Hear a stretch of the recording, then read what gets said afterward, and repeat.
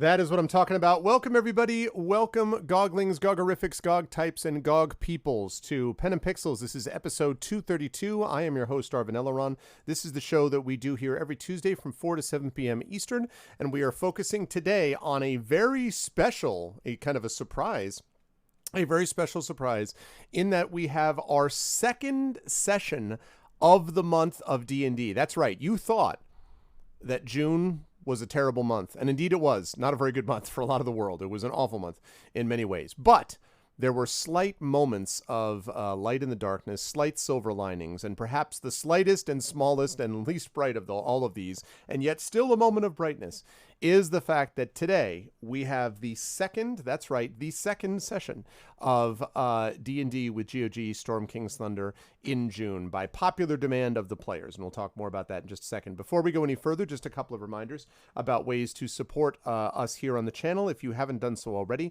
please make sure to follow us here on GOG.com. Please subscribe to us at GOG.com so you can get a lot of those awesome emotes that you can get from this channel, that custom sub badge, support the DRM free community, and that does help all of the streamers here. So if you're able to do that, we would appreciate it very much. And last but certainly not least, please consider clicking through and supporting us on all of our individual channels as well, because we all have our own individual subsystems and Patreons and all that kind of good stuff. Now, schedule-wise, we are here with you for the next 3 hours. Afterwards, you will see Blackheart will be here with Bloodstained Ritual of the Night in randomizer mode, which is pretty cool. I knew he was playing Bloodstained. I didn't know that he was doing it in randomizer mode. That's cool. So you'll want to stick around for Mr. Blackheart coming up at the top of the hour of 7 p.m. Eastern. So 7 p.m. Eastern is when we will give way to him. And then I will be back on this channel next Tuesday with more of Pen and Pixels and concluding the Hearts of Stone DLC for The Witcher 3 and beginning the final DLC of The Witcher 3 for which will be Blood and Wine. And that will be the last DLC of The Witcher 3. And once that is finished, then I will be done with The Witcher. It's been amazing, but I will be leaving it behind at that point. But that, of course, is for next week.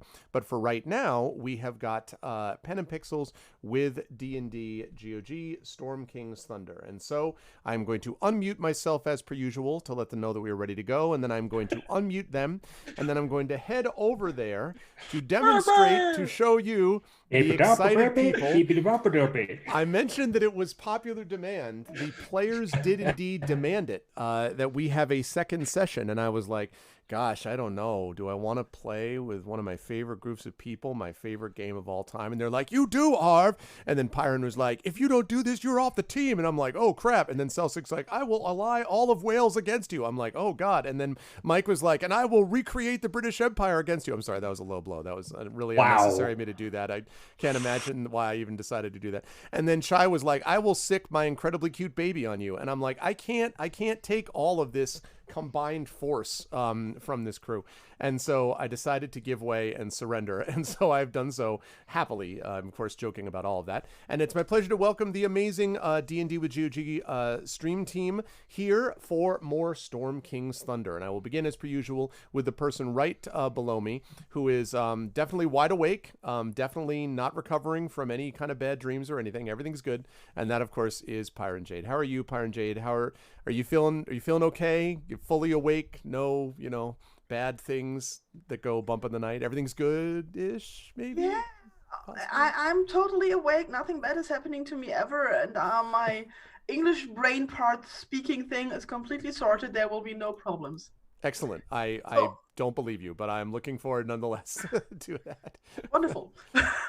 So I will play Greta Goldenfire, Dwarven Cleric of Folters. May his light shine on your way. Who last time figured out that her church apparently thinks she doesn't have enough work now and should try to gather money for the rent. So that's a new thing. Yep, we have that coming up. Like, yeah, we have the Giants Destroying Society, but we still have to pay rent, please. And I'm not sure I like this one, but here we are, I guess.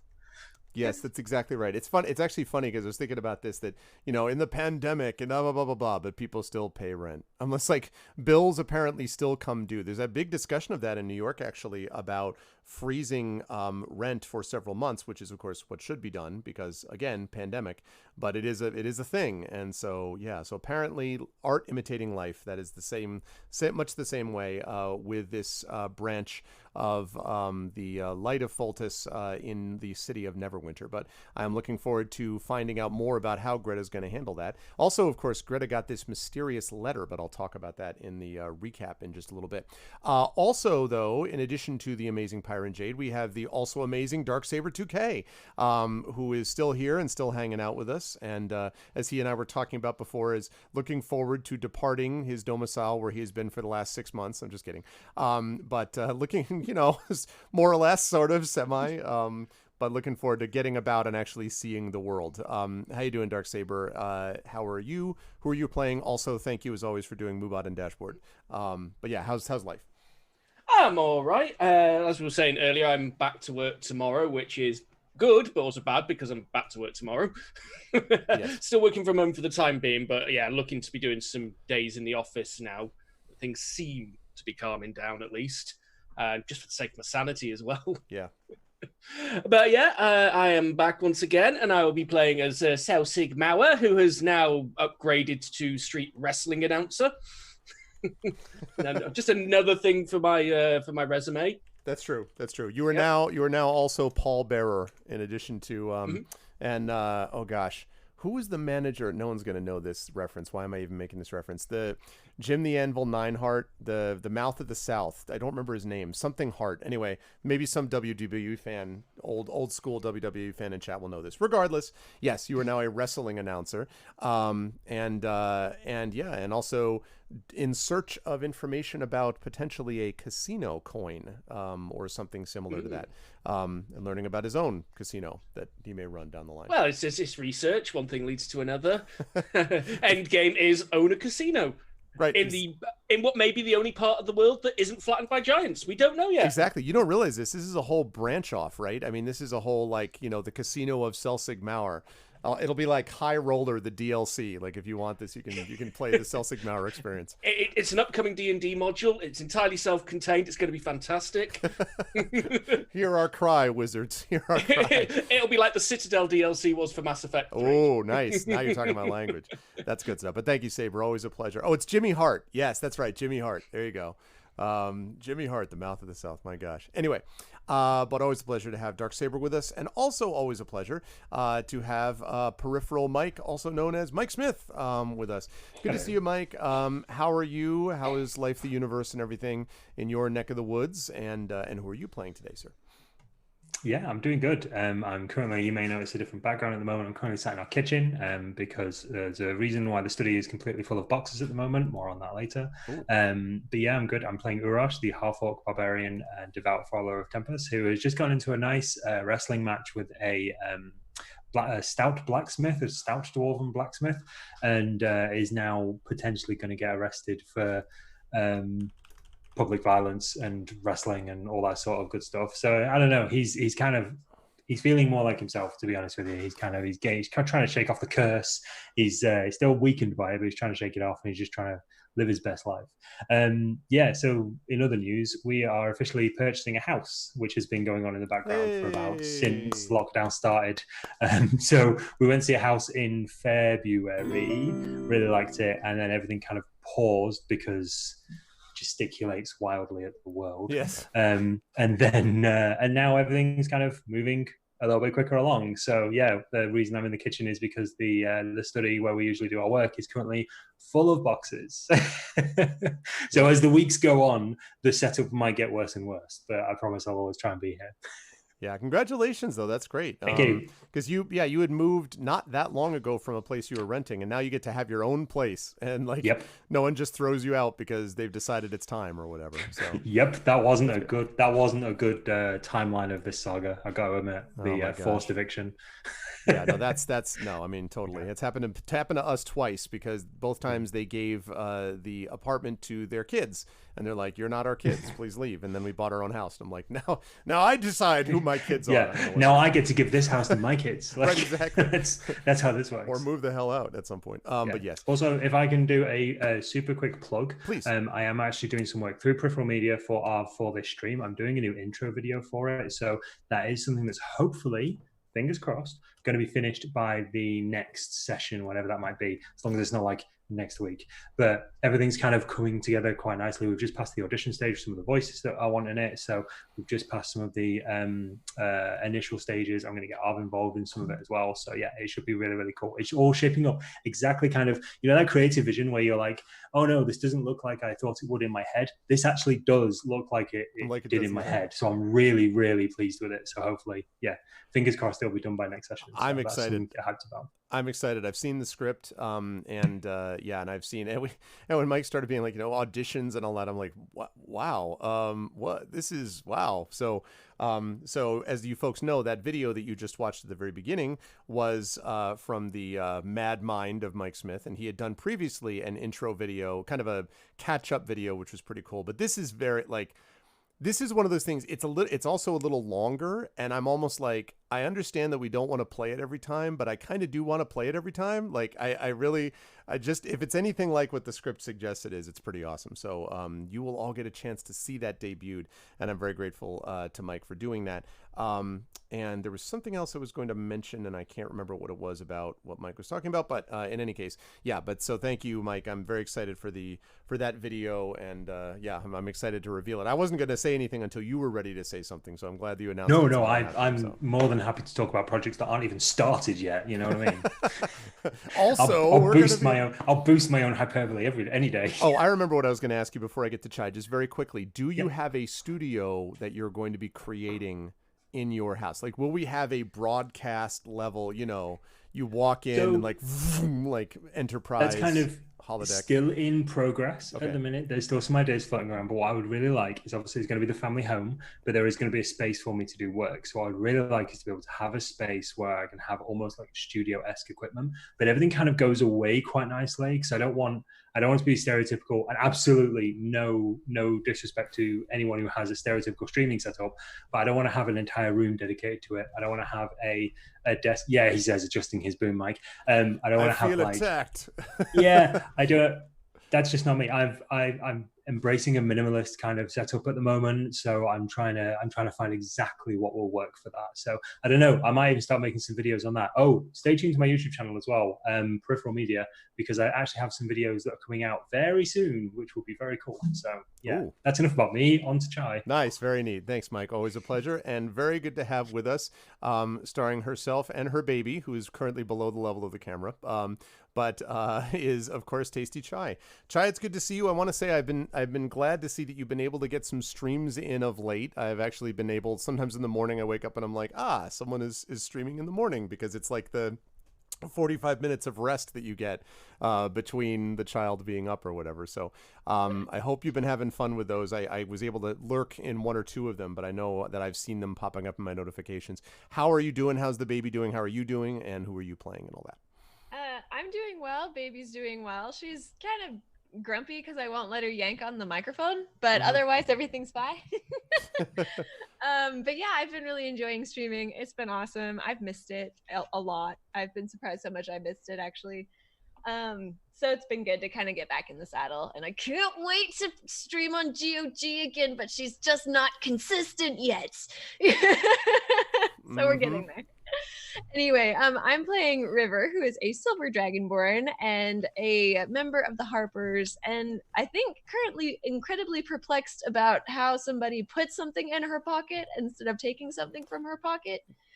Yes. So that's going to be interesting. That is correct. This coin, I believe, that was just like the coin that you had found initially with the little goose image on it, or a bird or something like that image on it, if I'm not mistaken, which then was copied over with, it was a goose, this golden goose on it, and that on the back of it had the letter Y on it as well. So very mysterious that this was found, but it's always a pleasure to have Chai with us and to have this whole amazing crew as well. And I am now going to fire up our little soundscape. Let's get ourselves a large city of trade in the day. There we go. That's what I'm talking about. And let us get us as well some music. Let's make it... How about some of the classic Willow in the Light? There we go. So here we go. Let's talk a little bit about what happened to the lovely folks in chat. Oh, one last thing I should mention. For those in chat, because of a variety of reasons, some things have been rescheduled to later in the week. As far as tabletop games that I play. And what that means is that those of you who have inspirations to use, this is the last tabletop game that's going to be happening this month, because starting tomorrow, it's July 1st. So basically the classic from Die Hard, smoke them if you got them. If you have inspirations, you can drop them like they're going out of style on the players today, because this is the last of my campaigns for the month of June, because June is almost over, unbelievably, thank God. So you can drop those like they're hot. If you have not already done so and you're like, how do I get this inspiration?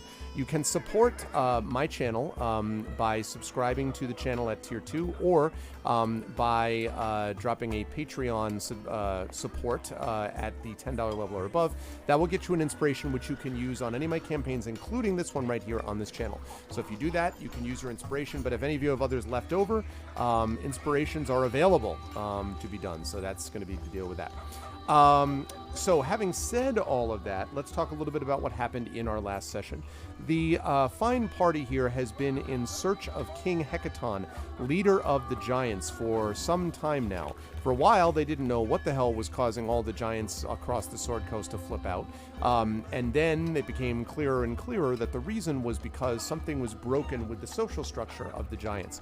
The ordning has been broken, and the reason it turns out that it's been broken is that King Hecaton has gone missing. He has been kidnapped or taken away somehow, and has been therefore left the rule to that of his youngest daughter, Sarissa.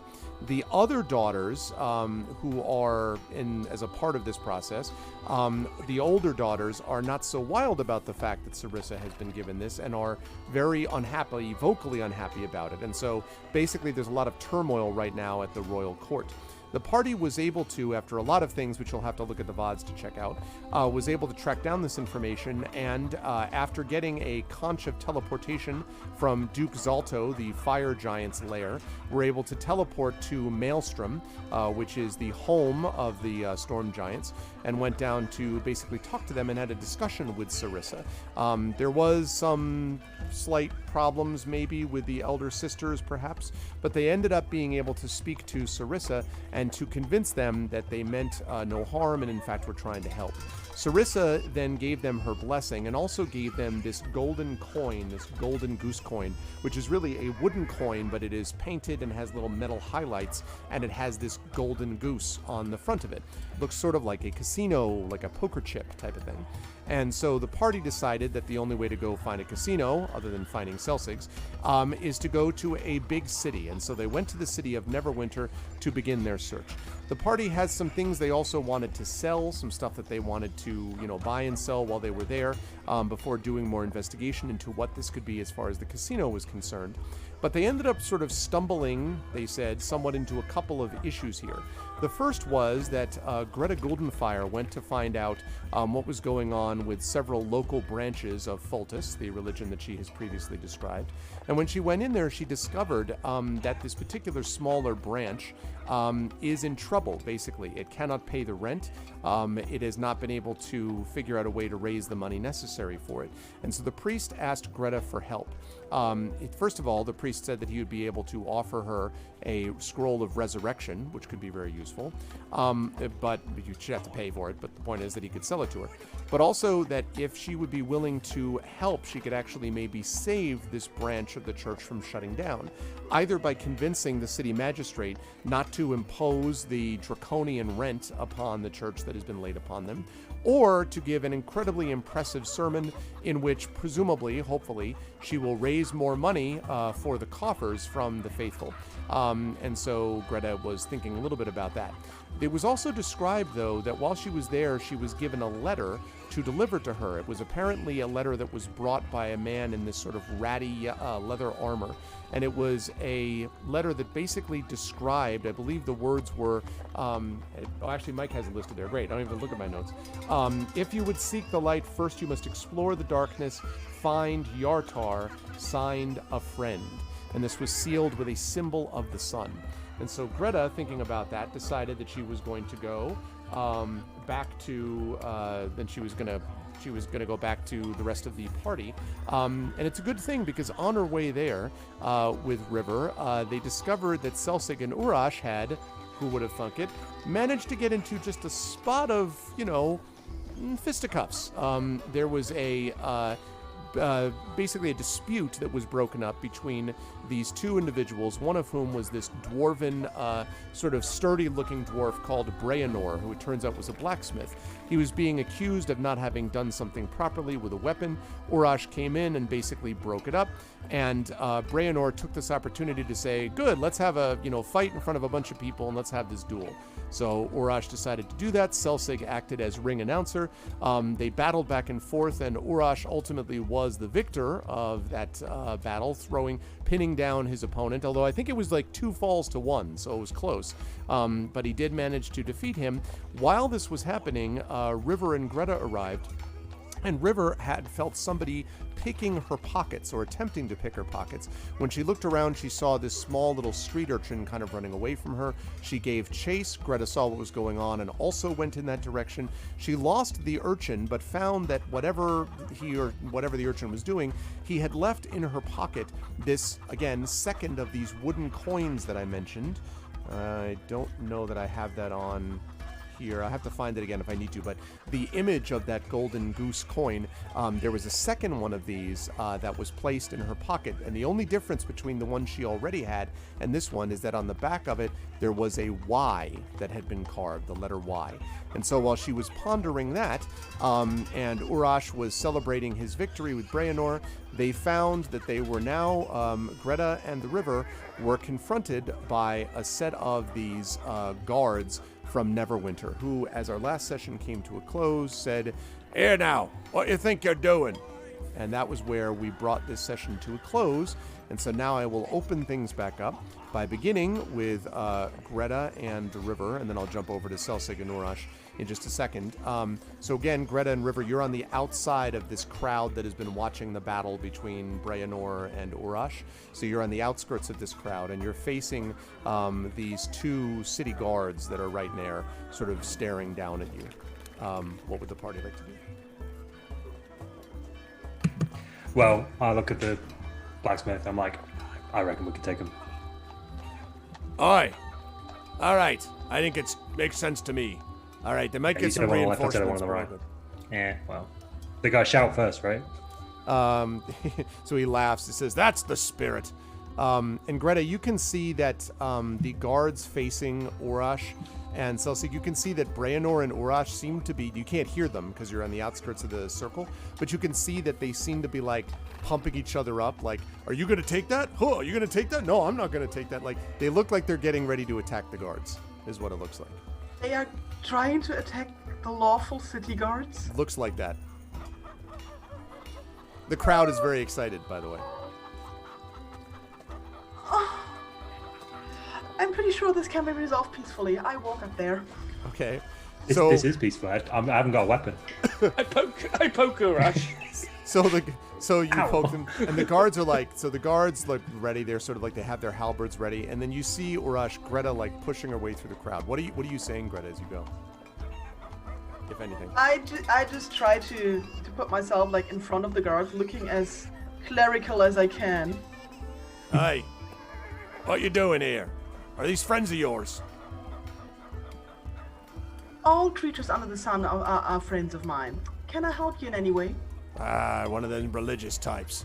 Yeah, you can explain to me why these 2 people are brawling on the public peace, and on the public streets. You can explain why they're doing it. Oh yes. I near enough to hear that. Yeah, oh yeah. You're like, I'm assuming that it's like, Greta and then you and then, yeah. Yeah, okay. I turn back, I look at Urash and Breanor. They look like friends to me. Advertising, and one of the guards swivels to you. I saw you. You were actually pumping them all up. Are you taking money and receipts? Nope. I made not a coin out of this. His eyes narrow. I don't know if I should believe you, halfling. I get that a lot. My friend here, Greta, will vouch for my honesty. Don't worry, he's a ranger. It's fine. And you're all sort of. Io is one of them rangers. So they all stare. They're looking at you, Greta. Yeah, they're looking at you. I look at them. And he's like, I don't. Hi, Greta. Are you one of them adventuring parties then from the wild? Yes. Oh, we come from far, far away. Yes. We might not be so accustomed to your customs. We're heroes. So there's a pause, and a few people in the crowd are like, "Rrr." There's like the murmur of laughter. And like, we did save Tribal. Exactly. Did you say that? And did you say that the out other loud? one? Yeah. Tribor. You saved Tribor, did you? And someone in the background said, "Oi! My cousin's from Tribor. I heard of a group not that long ago, a couple of months maybe. They saved him from some giants, they did." "Yeah, I heard that. But this ain't look anything like them. They said that there was a party who had a huge ogre. He was a fighter. They called him, what was it? Forblash or something. Yeah, and he had a big hammer. Right, and I heard they had a pet dragon, and that the dragon walked around and just breathed ice on everybody. Yeah, and I heard that they had an assassin of the shadows. He could move so quickly and so stealthy that no one could ever see him, and he lost a whole hand, I heard. One arm more, they called him. Yeah, and then I heard something, too, about that cleric. There's a priest there. She brought down an inferno of death upon everyone. What destroyed half the city that didn't believe in her god, they did." And so there's a murmuring of this going on, and the guards are all, shut up. And the crowd kind of quiets I'm just down. like, that's right, that's right. And in Brinchanda, too. And they sort of look down at you and they're like, "It's possible you're those things. And it's also possible that you're just a group of lying of people what are brawling in the streets. And this wouldn't be the first time for you, Breanor." And one of them turns and points. And Breanor's like, blow it out your arse. You know that you ain't got nothing on me. I was dealing with a minor business dispute. And then we wanted a little bit of entertainment. And we provided it, didn't we? And everyone's like, ah. The guards seem singularly unimpressed with the fact that they were getting entertainment. And they look back. They're like, "All right, you." And they point at you, Greta. "Are you the leader of this band?" I say yes, she is. We take it turns, but this week it is. Morally, yes, absolutely. So they kind of stare at you as like, "Are you responsible for this brawling in the streets then?" They're asking They you are specifically. adults. They are, I mean, seriously, I know what you're thinking, and I have the same thoughts sometimes, but they are adults. It's, they make their own decisions. But I can tell you that they are good people, that we actually did save Tribor, and that the goblins will be very hurt for not being mentioned. Goblins? What about goblins? Yeah, The goblins Champion Blake. help save Tribor. What? These did? people saved Tribor with goblins? What is there? Goblins? Goblins? I don't trust goblins. You can't believe in goblins. And it's just like a bunch of that sort of rippling through the crowd. And they stare at you. And then the other guard who hasn't spoken yet says, "And what about this one?" And points at you, River. "What a Dragonborn doing with all the rest of yous?" Like, are there several options? She's traveling with us. Yes, I follow Pyron, or excuse me, Greta. She's my favorite. Pyron, I've heard about her. She's the boss of Sorry. that goggling place down there. We kind of fed her and she followed us, so we kept her. I'm like a dog. They stare at each other. You're a dog or a fellow adventurer then? No, she's 100% an adventurer. Once in She's a definitely while, one of when those. I sneeze, ice comes out. They stare at you silently after that happens, and people in the crowd are like, there's just dead silence. Everyone's just staring at you, and then Look, at the end of the day, we're a tribe, okay? We're all family. Like me, Greta, Celsig, River, we're family. People who have come and gone, that's fine, but this is us. Adventuring group, family, tribe, whatever you want to call it. This is us. and they kind of stare a while. Very, very heartwarming to be sure. But the reality is Thanks. you haven't answered about fighting in a public square. And that's not Friendly allowed wrestling by match. order of Lord Neverember himself. Wasn't fighting. What exactly is not allowed? Brawling in the streets. Wasn't About brawling. street entertainment. And Yeah. sports would be allowed, right? Without a license. Well, so nobody can go jogging here or something? I didn't hear that. What? Say that again. So nobody could go jogging here or something without a license? Jogging? That's not a sport. You guys said it is. sport. You have a group of people gathered around here, and you are battling each other. You're calling that a sport? No. You cannot battle your friends. You can only do sports with them. And so Breanor's like, look. Perhaps there's another way that we could address all of this. Now, what if I were to pay off this little license fee and say that it was a sport? We call it brawling. Call it, well, let me think. We had a dwarf. We had an orc. Sports entertainment. Yeah, it's gotta. We need something to cover the world. And then it was like brawling, wrestling, fighting. The WBE. That's what we need. Some kind of. That's exactly what it is. And so one of the guards clearly is getting frustrated and starts to hold up his halberd. And Brainard's like, all right. Look, I'll give you a little bit of coin if you just look the other way on this. My license application hasn't come through yet, all right?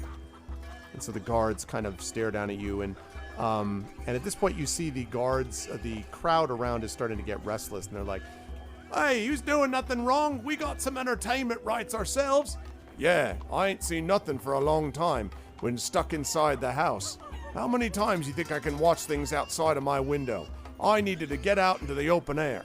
Yeah. And so they're all sort of talking to each other, and the guards look around a little bit uncomfortably. Like, the crowd doesn't look hostile yet, but there's a lot of them, and there's only a couple guards.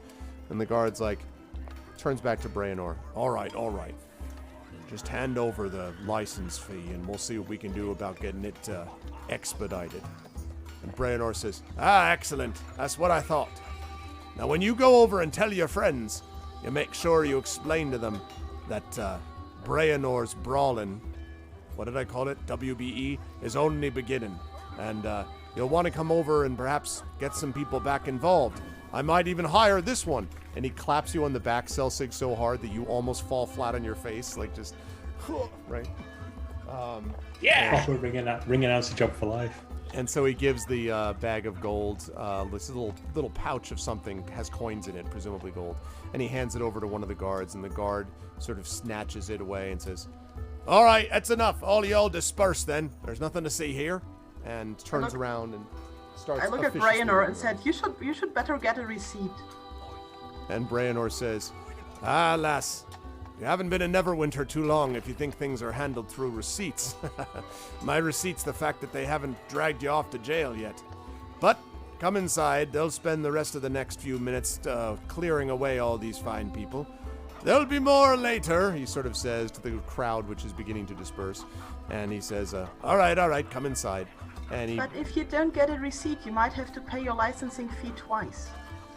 And he looks back at you and he kind of lowers his voice. He says, lass, am I to understand that you're one of them cleric types? Yes. Right. So the way we do receipts in Neverwinter's a little bit different. I'll have to pay this fee more than once whenever a guard's around. It's kind of a fee on demand, they call it. Understand what I mean? It doesn't seem right, but I was going to talk to the That's where pay city per view comes from. to the city magistrate anyway, so maybe we can figure this one out. Well, you're welcome to go and check out the magistrate if you like. But otherwise, I was going to invite you into my shop and see what we could do about dealing with a certain business proposition. Seems that you all have an eye for entertainment, and we could use more of that in this city. Come on, I'll get you all what you need. Perhaps some hot tea, or perhaps something stronger. I have some dwarven mead. I've got some scale of the Dragonborn. Begging your pardon, it's not the same Dragonborn. It's like alcohol. And he kind of trails off. Well, anyway, and he turns around and walks towards his smithy, which I believe I described last time as having, like, lots and lots of like swords and armor and stuff like hanging on the outside at the top, sort of like above the hanging from the second floor, basically on the outside of the house. So it's like you're walking underneath a banner's worth of weapons, just hanging and armor and stuff like that from. So that's what he's doing. You could follow him or you could ignore him if you wish, but he's encouraging you to come with him. The guards are moving off, trying to disperse the crowd. I definitely go with him. I'm going with him. I follow these. I follow them because this might be better. Because they need it. I need an axe. Yeah, we need a chaperone. River, you're following them also? Yep. Okay. All right. So he brings you into his shop. Now, the outside of the place, as I said, had lots of like armor and swords hanging from the second floor. The inside of this, and I'm trying to think of a description that would sort of match it. I'm going to use an example from out of game for a moment. A couple years ago, I went into this place in the city, which was this bike shop. And I was looking just basically to get a new bike helmet. And let me tell you, this bike shop had not only bikes of every description in this small place. When you walked in, you had to duck your head because there were like tires hanging overhead, helmets on both sides, shoe clips, like you barely could move. Like he had to literally almost, like you felt like you were walking a gauntlet of bikes to get to the place where the store opened up a little bit and you could actually buy something. This is what this feels like. You have got armor and swords and helmets and shields and boots and greaves and like every kind of armor and weapon hanging from every conceivable surface, so it seems, as he walks you into the store.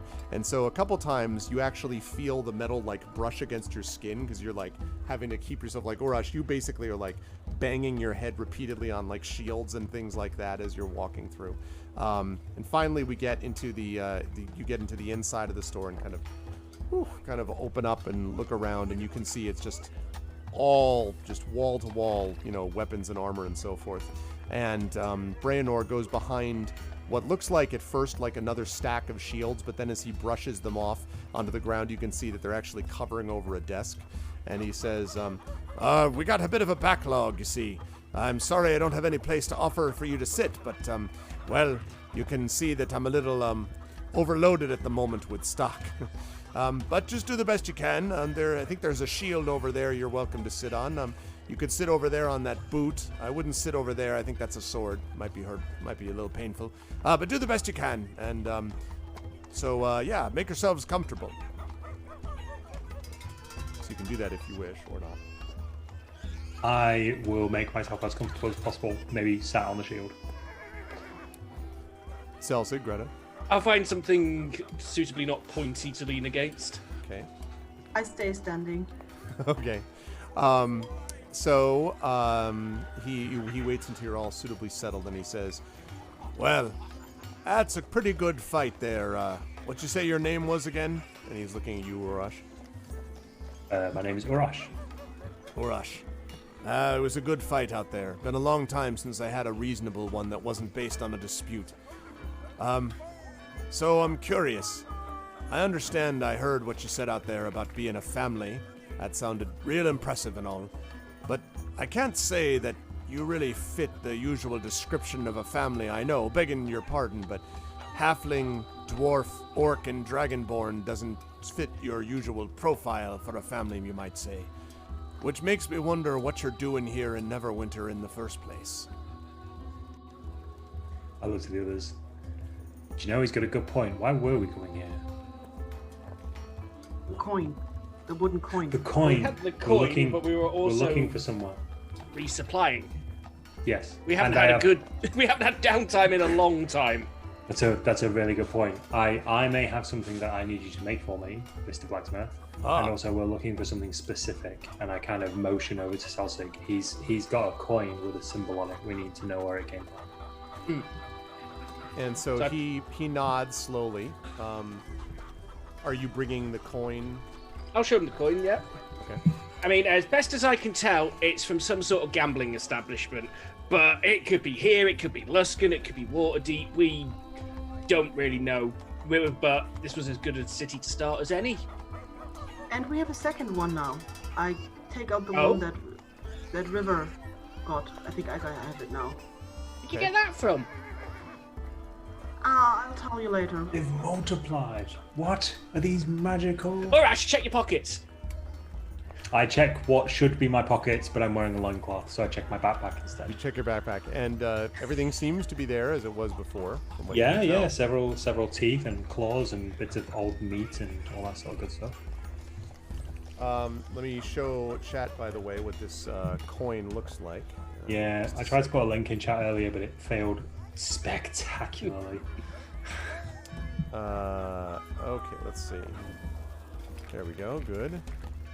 I have a, Right, there we go. Now it's on stream. I have a can now random see what question this for you at looks some like. point off. Oh, sorry, Mike. You had something. What did you say? I'm sorry. Yeah, I have a random question for you. Out of character, moment. Do you remember the griffins in Zephyros' tower? They sure do, of course. Do you remember the griffin who died in Wingdings. battle between Wingdings? Who can forget between Wingdings? Between myself and Droofy. So I just want to know, I've been carrying around a feather of Wingdings to remember him by, and I want to know roughly what size are we talking? Like, I want to know specifically dimensions. It is probably, that feather is probably, also thank you for the follow, B-Man. Welcome to the GOG DRM free community. The feather is probably, at least you would guess, about a foot in length. Okay. That feather, so, Okay. good size. Very, very good sized feather. Cool. Yes. And I now have the coin, by the way, up on stream, so folks can see it there. That is the golden goose coin that you can see. And so you're bringing that over to show him, I believe, yes? Yeah. So you bring it over to show him, and he looks at it. He's like, well, I don't know a whole lot about casinos, but I can tell you that that's nothing that exists in Neverwinter. The Neverwinter casinos are all regulated, you see. They're all brought together by Lord Neverember to fund the state. That's a nice way of saying they take a cool percentage right off the top. So, as a consequence, all of them are regulated, and they all have a large interlocking NW on them. But there's, of course, always the unofficial ones that they don't hear about. Those are ones that if the guard ever find out about them, the people could be arrested and thrown in jail. It's also possible that this is from elsewhere in the Sword Coast. Doesn't have to be Neverwinter. And perhaps you might find it's in another city. But it's certainly not an official one here. Yeah, I mean, if you'll excuse the pun, it is a bit of a wild goose chase. He nods. He's like, yes. Mwah, mwah. Well said. He says, you wouldn't want to kill the goose that laid the golden egg here, would you? Kind of Well, I hope we don't have to. winks at you. He says, so why do you want to know where this thing is anyway? I sort of look at Greta. We were asked for help, and we are chasing somebody who committed a heinous crime, and this was found at the crime scene. Heinous crime. I'm trying to think of what would cause someone to be willing to come to Neverwinter and to do so from the wild. It must have been really terrible. Did they give you watered down ale? Because I can imagine that would be very difficult to escape the effect of. If someone gave me watered down ale, well, it must have been something as bad as that, eh? Well, if a casino was doing something like that, we should definitely chase it down, shouldn't we? If something like that would have happened. Absolutely, yes. That would be important to do it. He says, unfortunately, I've never been to any place that has a coin like this, but as I say, I don't think you're likely to find it in Neverwinter, at least not from what I can tell. Is there any markings elsewhere on it? The second one has a Y on the back side.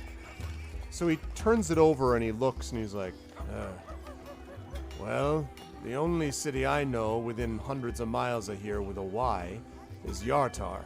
That's the only place that's got a Y on it. I don't know the casinos there. I spend most of my time here trying to make what I can to make a living out of the people of Neverwinter. But if I were somewhere that I was looking for, I'd probably go to a city, and maybe that's your lead. Seems like not much of one, just a letter Y, but it's possible. Yeah, it's a bit strange. We got more or less given this coin while you were doing your sports. And so I wonder why somebody would try to point us towards Yatar. Why is it? How somebody would actually know that we have the goose coin? If I were younger, I'd say it was because you were being set up for a trap, and then I'd go spring the trap anyway. Always much more fun to deal with an ambush. But sorry, you were going to say something, Master Halfling. Well, if there is a trap, there is a very good chance we will spring it, one way or another. It's a talent. He says, you're one of them types then. Well, I'm used to that. It's just like that other day when 13 raiders from Gamepedia joined. What was I going to do with all of these raiders entering the group? Or when, for example... Raiders? I draw my sword. Peripheral Mike was... or when Peripheral Mike was re-subbing with a 14-month sub. That was what I thought of in those ways. Thank you for the raid, Gamepedia. He says, so, I can tell that you've got more than a little bit of dust on your boots. And I can tell that you're one of the types that, perhaps like finding more, let's say. Well, perhaps then we can work together. I'll tell you the reason I've got this backlog above me, and he kind of looks around. It's because right now, we've got what you might call a glut of weapons on the market. There's a lot of people putting out weapons and armor in Neverwinter. Now, most of it is straight trash. Couldn't be better preserved if you put on a bit of paper. It's not much use. But I find that most of my competitors are able to undercharge what I can. I have to make a living somehow, but my very small minor markup has been undercut by those who can apparently afford to charge practically nothing for what they sell. So we've got too much of this stuff out there. But, and he kind of pauses and says, if my store, which has attracted a little bit of attention, mostly completely by accident, and he kind of like his eyes flicker to you, Rush, and then back. He says, if I can get some extra material, something that could be used to, say, infuse or enchant the armor and the weapons that I sell, well, I'd have a leg up on the competition, wouldn't I? I'd have what you might call a competitive edge. And so, I saw the way you handled yourself there. I saw the way that you handle a crowd. And I saw the way that you handled those guards. It seems to me that if you're able to do those same things in, for example, finding some material while you're out adventuring in the wild, I'd be happy to get that material back. And if you can do so, I would cut you in on the profits. In fact, I might even be willing to make you one of the finest weapons and pieces of weapons or armor that you've ever seen. But I won't be able to do that unless you're able to find some kind of magical equipment to bring back to me. Something I can make into something even better, you might say. So, you find me things, bring them back. I make a couple of extra weapons and armor, and with what's left, I make a fortune. And you have my undying gratitude, of course.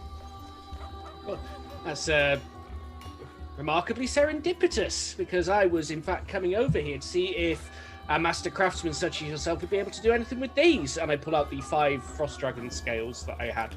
Oh, very nice. A little troubling, don't you think? And he kind of looks over at River as he's holding the scale, and then looks back, and he's like, there isn't some strange cultist thing going on here, is there? No, to my knowledge. No. I'd like you to say that very quickly. Of all the things we do, we are not doing strange cultist things. And I look at Urash and Celsic with a look like, and we're clear about that, right? I'm just like, okay, you probably... I lean over to Greta. The Harper's a cult. Chill. Okay. We just say no and we leave it at that, okay? They're weird, but they're like the stupid kind of weird, so I don't think they count. But I thought cults were weird. It's all hoods and skulking and secret symbols, isn't it? That alone doesn't make things weird. I have a hood. I have secret symbols. Yeah, and you drop belly. I'm just looking at Greta right now, just like yes. You like recoil in horror. Wait a minute. Tries to recruit wherever you go. You know? Trying to recruit anybody. And I only wanted a pony, and somehow this all escalated.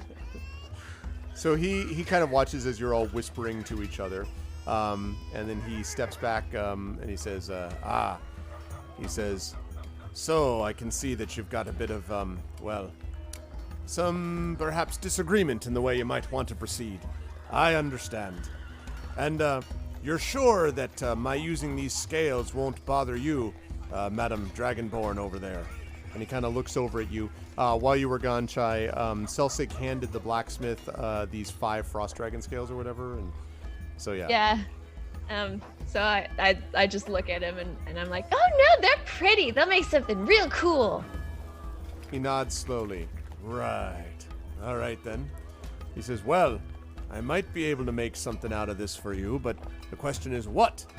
It looks to me, and don't take any offense, Master Halfling, but you're not exactly the stand in the front and trade blows with the strong ones. Seems to me you're more of a in the shadows type.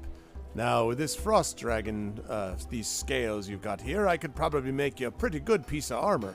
If you want to change professions, I mean, I know that it's difficult these days. So many adventurers come in pretending that they're good at everything. Some of them tell me they have multiple classes and types that they actually want to play out. Can you imagine? And he sort of laughs, and he says, but assuming you're... Yeah, Selsig, he's a through and through ranger, he is. Ah, yes, a ranger. He kind of like yes! eyes narrow as he's looking at you. And he says, but anyway, I can make you some kind of armor for sure. Or perhaps even some boots, helmet, something like that. But, you know, they're made of frost dragon scales. They're not likely to be super light, if you understand what I mean. Yeah. I mean, look at Urash, maybe. I lean in and I go, you ran. And he says, Armor sound good? I say, looking it up and down in his loincloth and backpack. Helmet, gloves, or boots. I'll take either of those. He says, let me see. I could provide, probably with this many, I can do any of those. What do you want? Boots? Helmet? Gloves? I look down at my fluffy, frosty boots. I'm like, gloves. Gloves would be good. And he nods. And he says, Helmet. He says, all right. Stop me getting so many concussions.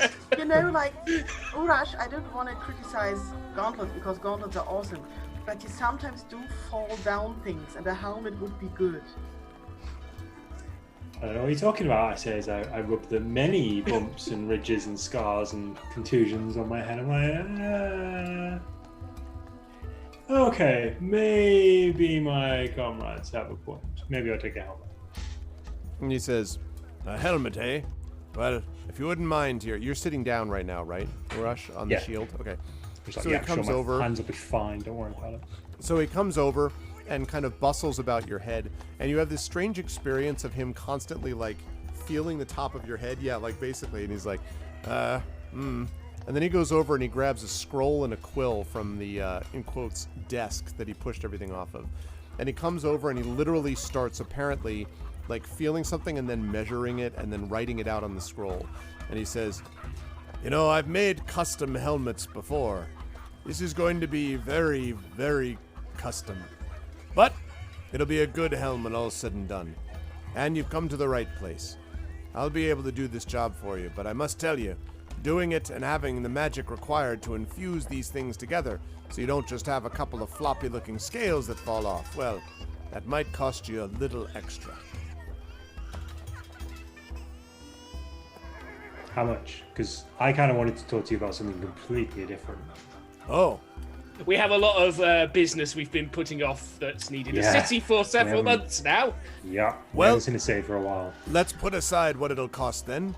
You tell me what the business is that you're looking for. And just remember, we've got you now set. You're going to be on retainer for me. All you do is walk out, and when you find those goods, you make sure that you bring them back to me, and Breanor will treat you right. Now, what other business can I do for you? You need to go take out some guard barracks or something like that. What are you looking for? I look over to Selsig and Greta and River and I say, do you guys need anything specific or can I kind of lay this out? I was just looking for something to replace this short sword, preferably something more stabby like this, and pull out my rapier. Haha, a rapier, eh? Of course. All you need to do is make sure that you've got the right kind. Now, if you go here, and he goes over this pile, and he starts pulling out, and, like, you just, like, clank, like, things are falling all over, like, it's worse than my daughter's room on a bad day, like, just, you know, weapons just falling all over, clank, clank, the sound of metal crashing and everything. And then he pulls out 3 separate rapiers, and he says, all right, well, we got 3 here. 3 rapiers. Now this one, and he hands out one, this one is a very fine quality indeed, a masterwork rapier, in fact. This one would do a lot of good and damage for you if you're trying to attack quickly and then get out of the way before you get hit back. Then I've got this one, and he pulls up. Now, the first one he showed you was just kind of like basic metal with a hilt. Nice looking, but not like, you know, spectacular in the way it looks.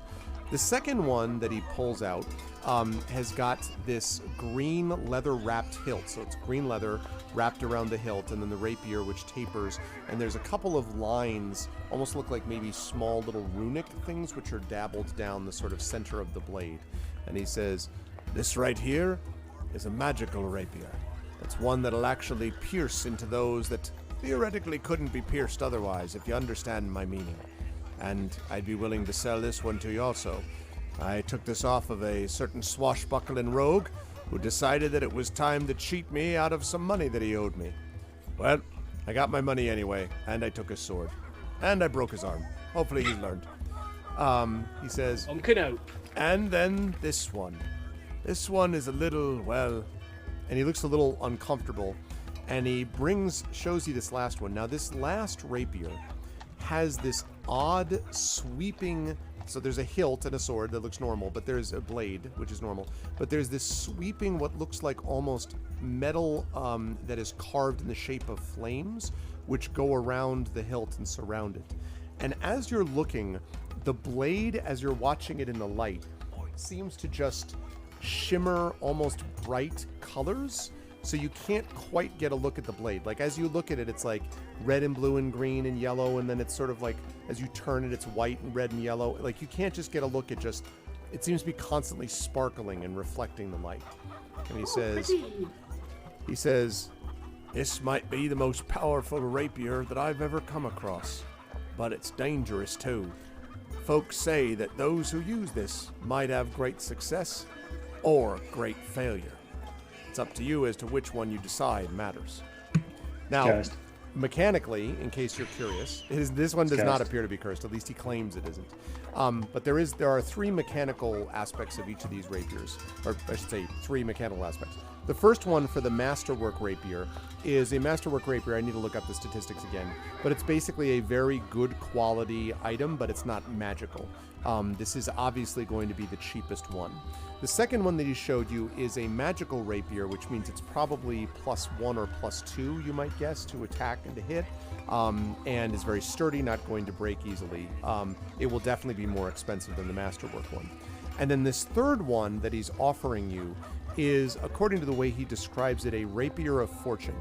So the way that this works basically is when you make attacks, when you get a critical fail on this, you not only miss, but you drop the weapon, so you have to pick it up. But when you critically hit on this weapon, it will do max damage plus an additional 1d10 of damage. So it will do a lot of damage on a critical hit. And so, easy come, easy go. It's a little bit of a gamble, and in fact, it is called the Gambler's Rapier. So, on the subject of the Gambler's Rapier and rolling a natural 1, what would happen if you had a racial ability that let you re-roll a natural 1? That would help you if you rolled a 1 that second time, however, which is possible. You impale your eye. Yeah, exactly. Then it blows up. No. If you rolled a 1 the second time, then the critical miss, effects would happen at that point. There may or may not also, I should say, be hidden aspects of this rapier that you don't know, that the guy doesn't tell you. That's not to suggest that it's a curse. You're pretty confident it's not cursed. But there's something else unusual about this rapier. Celtic likes to gamble. What sort of prices are we looking at? And he says, well, it's quite simple. This one here, and he shows you the masterwork rapier, this one is a fine blade, but I'll be able to let it go to you since I like all of you for 100 gold. And then there's this one, and he shows you the +1. This one, considerably more expensive, I'm afraid. 1,500 gold, but it'll be a nice weapon when you need to hit those things that can't be hit any other way. And then he moves over. And then the gambler's rapier. You know, I've been thinking about what to charge for this one. The person I took it off of didn't need it anymore, and it doesn't feel quite right to charge what it's really worth. And so I'm inclined to make a wager with you. If you're willing, we basically roll this die, and he pulls out a die and shows it to you. To scale, and shows it to you. And he says, depending on what you roll, that's the price that you'll ultimately pay. Could pay a little, could pay a lot. If it's a gambler's rapier, it makes sense it'll be a gambler's cost. I like that. I like that. We let Timura decide. I'll take your wager. And he smiles. So, basically the way this is going to work is that the cost of this, and let me just do a quick calculation before I say something I'm going to regret. I am thinking of getting the masterwork as well, just so you're aware. Okay. But we'll see what comes out of this first. Got it. Yeah, unfortunately, the enchanted one, way out of my price range. Okay. So here's the deal. The cost of this is going to be, let's see. Let me make sure about that.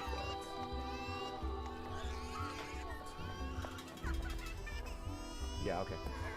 So, basically the cost of this item is going to be 75 gold times the number you roll on a 20-sided die. So if you roll a 1, it's 75 gold. If you roll a 20, it would cost 1,500 gold. Celtic? Just saying I might need about 3,000 gold later on. But continue. I have this image you doing that while Celtic's staring at his weapon. Like I'm just like... Doesn't Foltest provide? Now, Dragon Spear, I do want to say, now, Coven Guy said he was going to give inspirations to those who need it. Dragon Spear has just inspired Celsic. Now, remember, inspiration does not say that you have to take the higher roll. You could take the lower of the two rolls, if you wish, on an inspiration. Yes. So you could do that. Everything I know about D&D turned on its head. Roll as low as you can. So thank you, Dragon Spear. So if I roll a natural 20, could I use my luck ability to reroll that?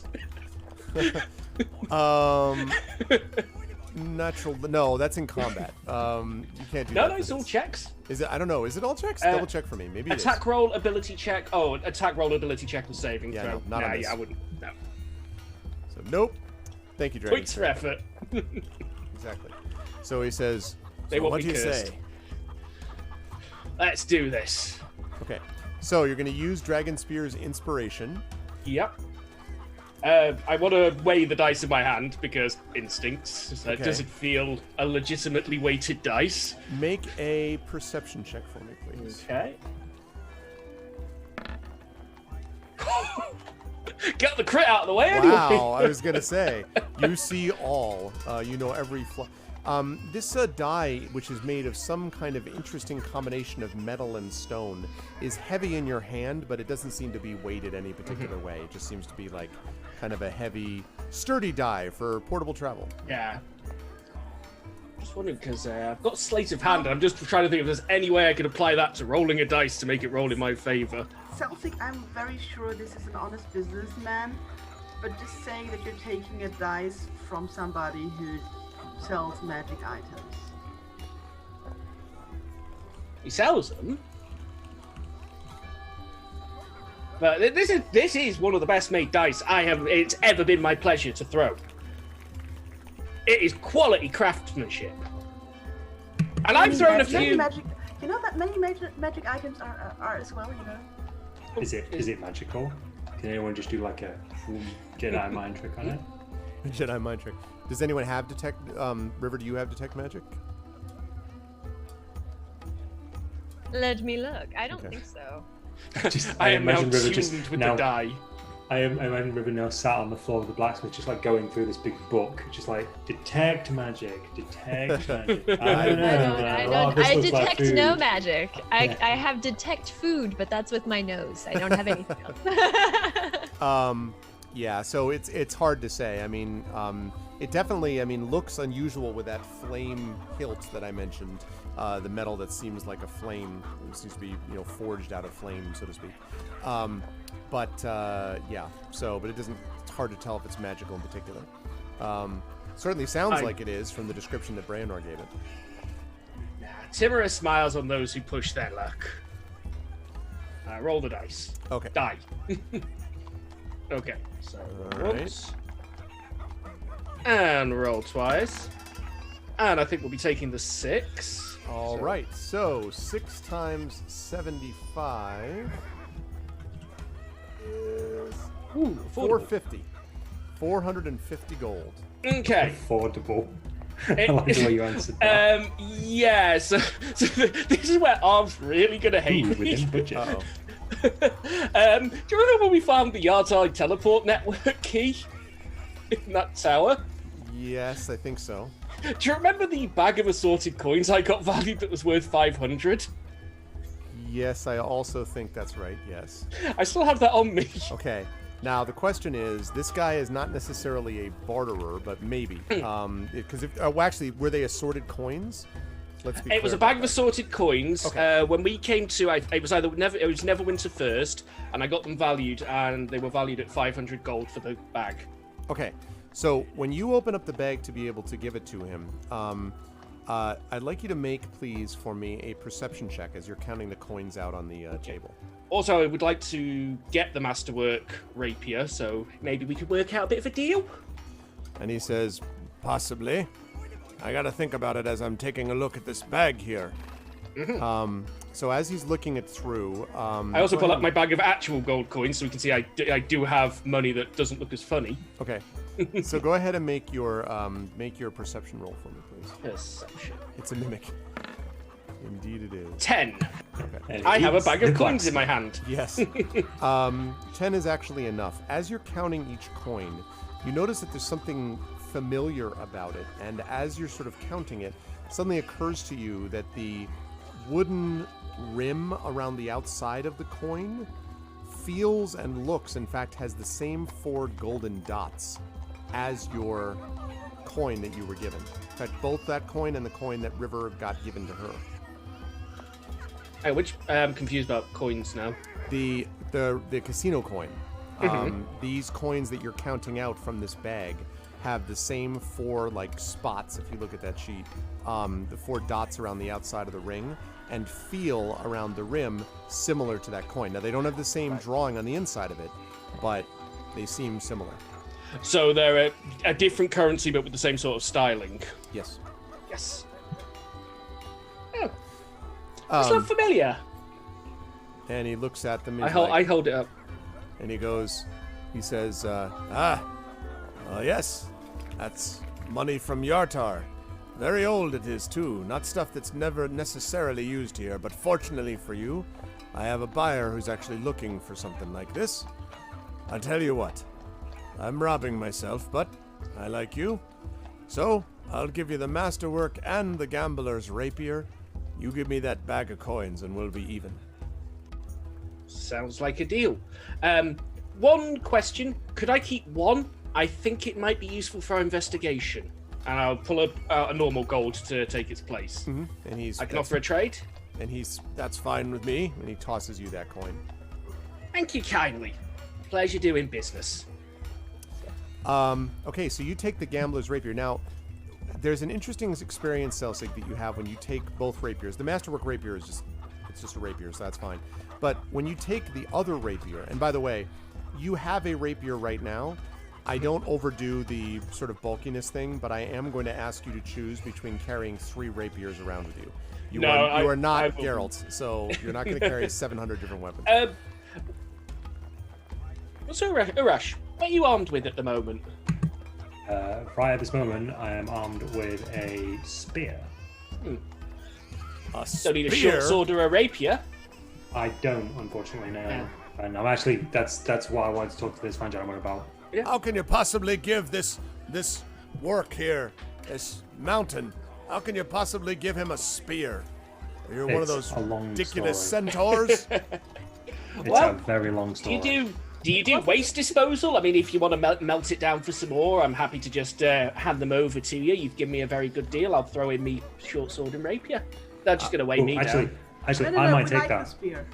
Well, no, I might take the short sword and rapier. If that's what you want to do with it, I might take that because I might offer as a trade.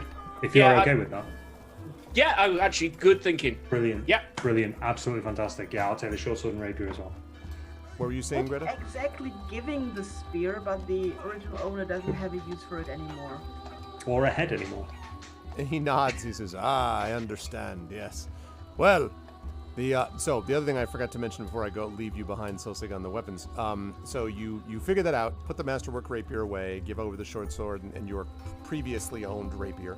And then as you're taking the gambler's rapier, when you take it from him, first, it feels as if you almost, now you are very sure-handed, it almost feels like you drop this, like you kind of like, and then you pick it up. And then when you pick it up, immediately it settles into your hand like butter. Like it is the nicest feeling, like, oh yeah, like no doubt. And you had both of those experiences in the same one. And so with a sparkling rainbow flourish, you kind of wave it around before sheathing it again. I'm feeling very happy with myself right now. The other thing about the Gambler's Rapier, incidentally, is that I mentioned to you what it does about the 1 versus the 20. So its crit is max damage plus 1d10, and crit fail is drop weapon. Correct. It also counts as a magical weapon for the purposes of can you hit something with a magical weapon. It's not +1, but it is a magical weapon that, and as he said, there might be something more to it, although, he was very vague about what that might mean, so... Timura will make it known in time. Okay, so he turns to you, Urash, and he says, so, it's like, what about you, mountain with a spear? What possible weapons might you be interested in? I've got all sorts of things you might be interested in, like this, and he takes a hammer from the pile behind him, and as he does so, 500 shields, it feels like, just crash onto the ground, and he kind of, and sort of puts it in front of you, and blam! And Echo has inspired Urash. Thank you, Echo. So you are now, Urash is inspired. Exactly. Everybody's inspired. Thank you. Okay. And also there are 2 remaining inspirations, which I think will go to Greta and River from Coven Guy. Because as I said, he was using them. So everyone at the moment is inspired except for Celsic. You get inspiration.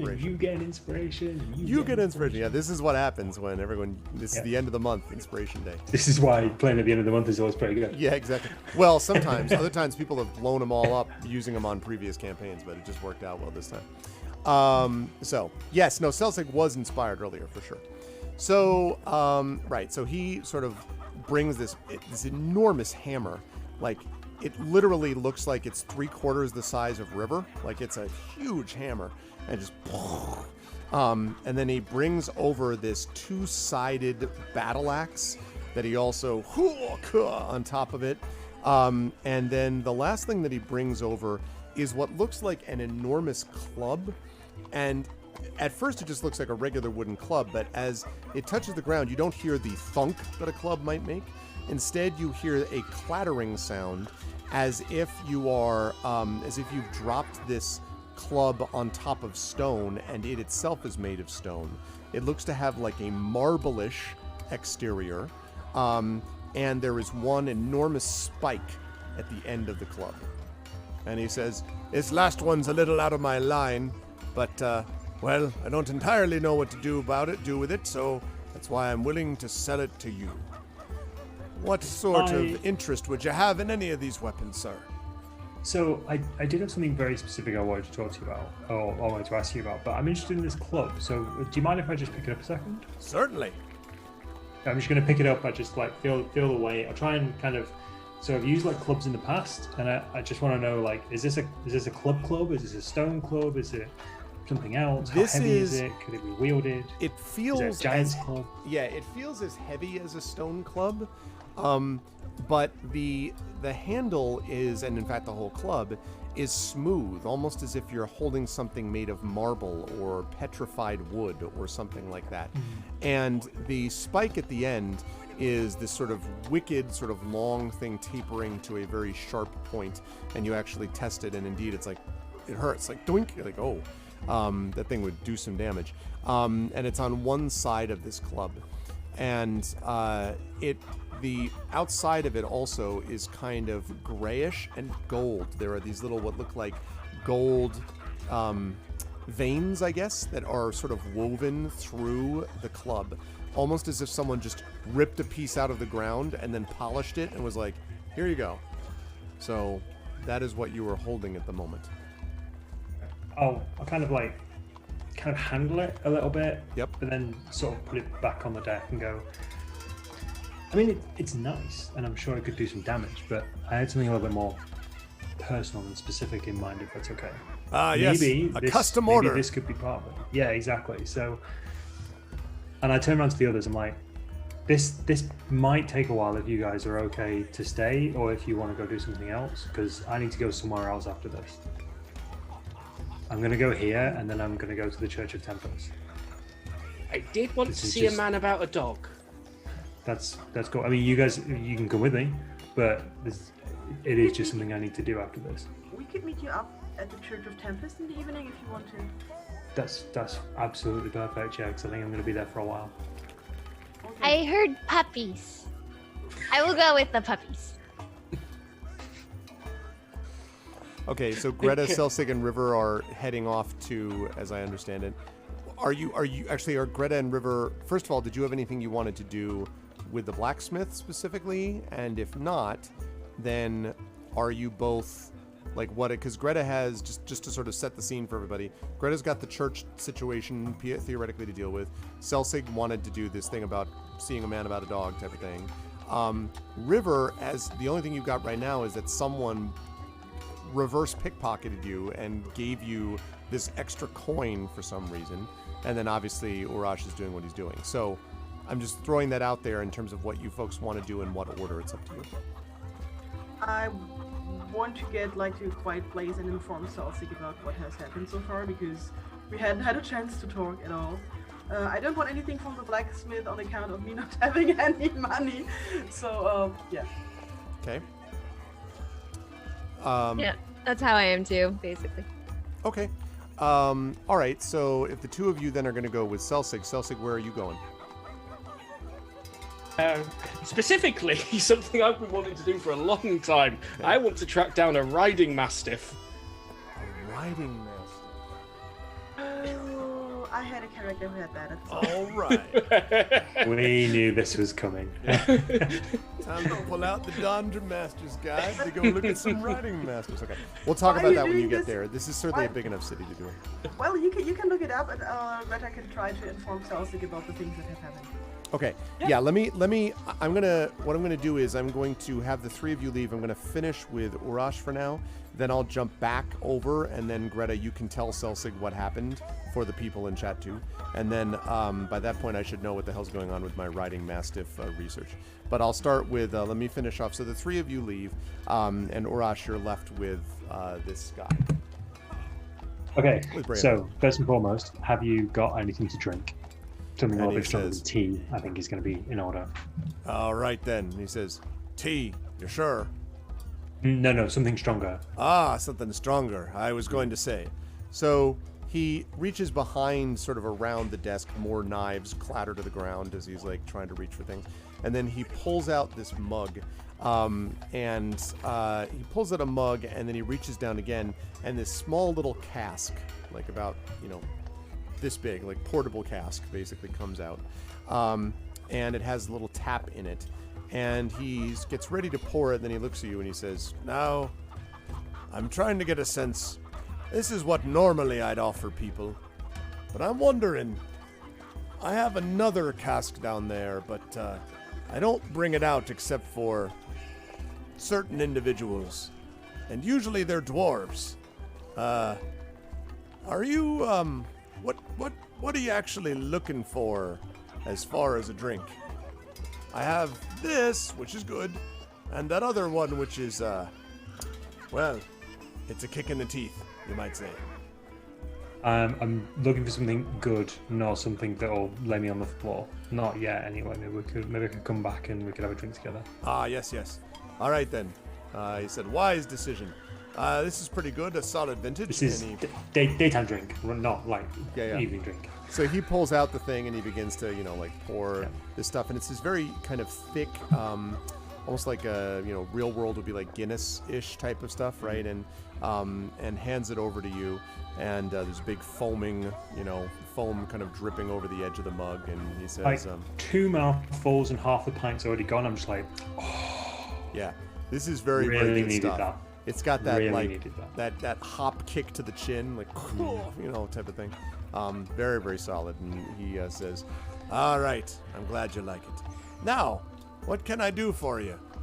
So, I'm going to tell you a bit of a story, and I'm going to need your help with it because you're going to help me finish this part of the story. All right. So, a very long time ago, I left my village with meager equipment to find glory and find a tribe that I could protect. Many years later, I was hired as a mercenary. I was protection for people. I helped root out some bandits here and there, and then I met this group. And this is the weirdest bunch of people I have ever come to know in my life. I kind of figured. I grew up in Palashuk. I grew up near a Lich King's castle. I've seen weird.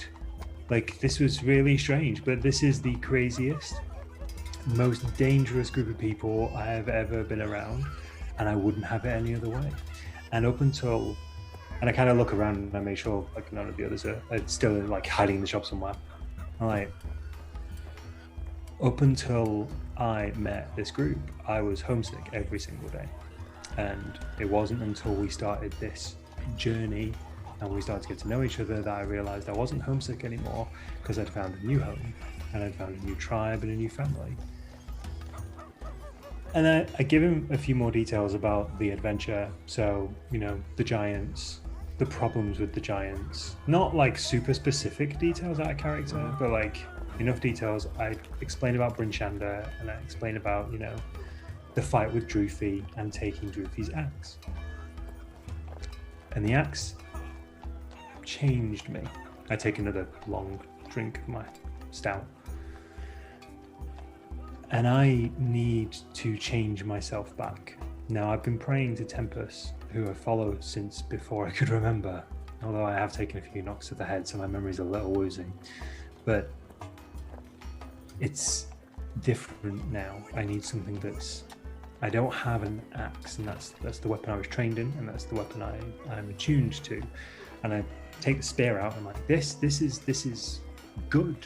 Don't get me wrong, this has killed some things, but this hasn't got a soul. Or if it has, it isn't mine. It isn't. I'm not one with this, and I need something. I thought that the axe, Drufi's axe, the Berserker axe, was it, and it might have been, but I think it was more.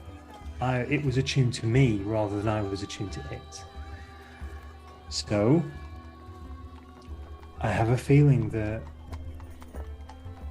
this is going to be a really dangerous fight coming up, and I can't let anything happen to this tribe. I can't lose any of them.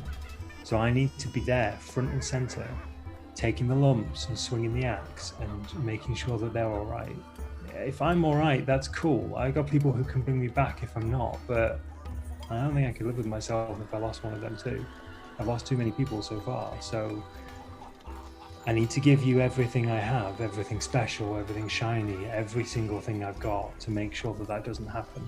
And you seem like a trustworthy dude, and I have a feeling that I'm going to get what I need, but what I need needs to be custom, and it needs to have a part of me in it, so that it can't be turned against me. It can't make me someone I'm not. And I don't know, if not you, then who? He says, Are you asking perhaps for some kind of a magical item then? Something that's infused almost with yourself? Well, I'm going to lay down on the table what I have and all the money I've got in the world. And I need you to make me the best you can offer. I need something that has a part of me in it. And I'll give you whatever you need. But it needs to be the strongest, the sharpest, the fastest, the most dangerous axe that I can carry, given everything that I give you. And he nods slowly and he says, All right, let's see what you've got then. All right, cool. I'll get my text pad up. I've been making a list while we've been talking. So Actually, Arthur, works out to 50,000 gold value. Like, So equipment-wise, I pull out. I have a bag of chimera teeth. I have a bag of chimera claws and several chimera scales. And I'm just saying, as I'm pulling this stuff out, I'm like, I don't do weapons. I swing weapons. I don't make them. I don't know what you can make out of this stuff, but this is all stuff that I've just collected, and all of it either means a part of me or all of it is useful. So I just need you to do what you can do. So that's chimera teeth, chimera claws, chimera scales. I've got the salamanders, the spear I took from the salamander. I've got the rapier and the short sword from Selsig. I've got the potion of hill giant strength, which is still knocking around in the bottom of my bag. And I've got the amulet of proof against detection and location. So all of that equipment-wise is on the deck. And I'll even give you a list of that if you want. And I pull out a sack of coins. I'm like, there's about just shy of 800 gold there. And if you can take all of this and make something that infuses this with it, and I snap off my symbol of Tempest, like, this is part of me. This has to be part of the weapon too. And I lay that on top of everything else. He sort of sighs and he says,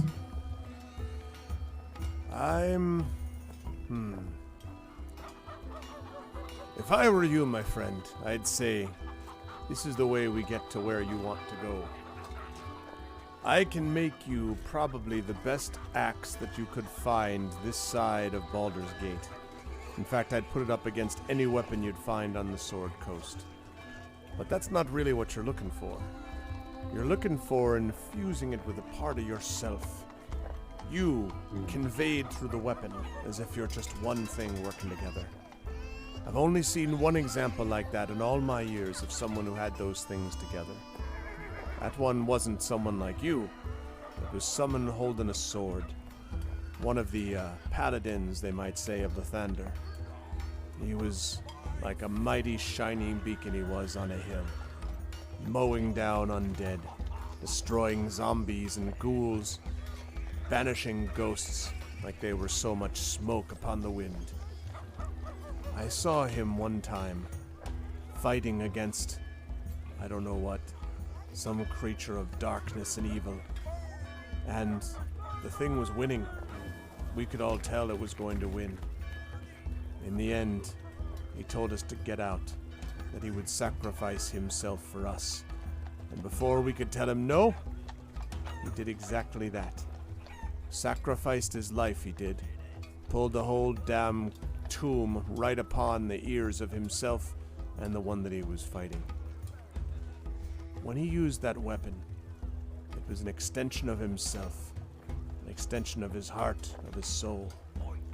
And the only way that he could have gotten anything like that was by having something religious done to it. So, I make you the best axe I can possibly design. Then, you take it to your god.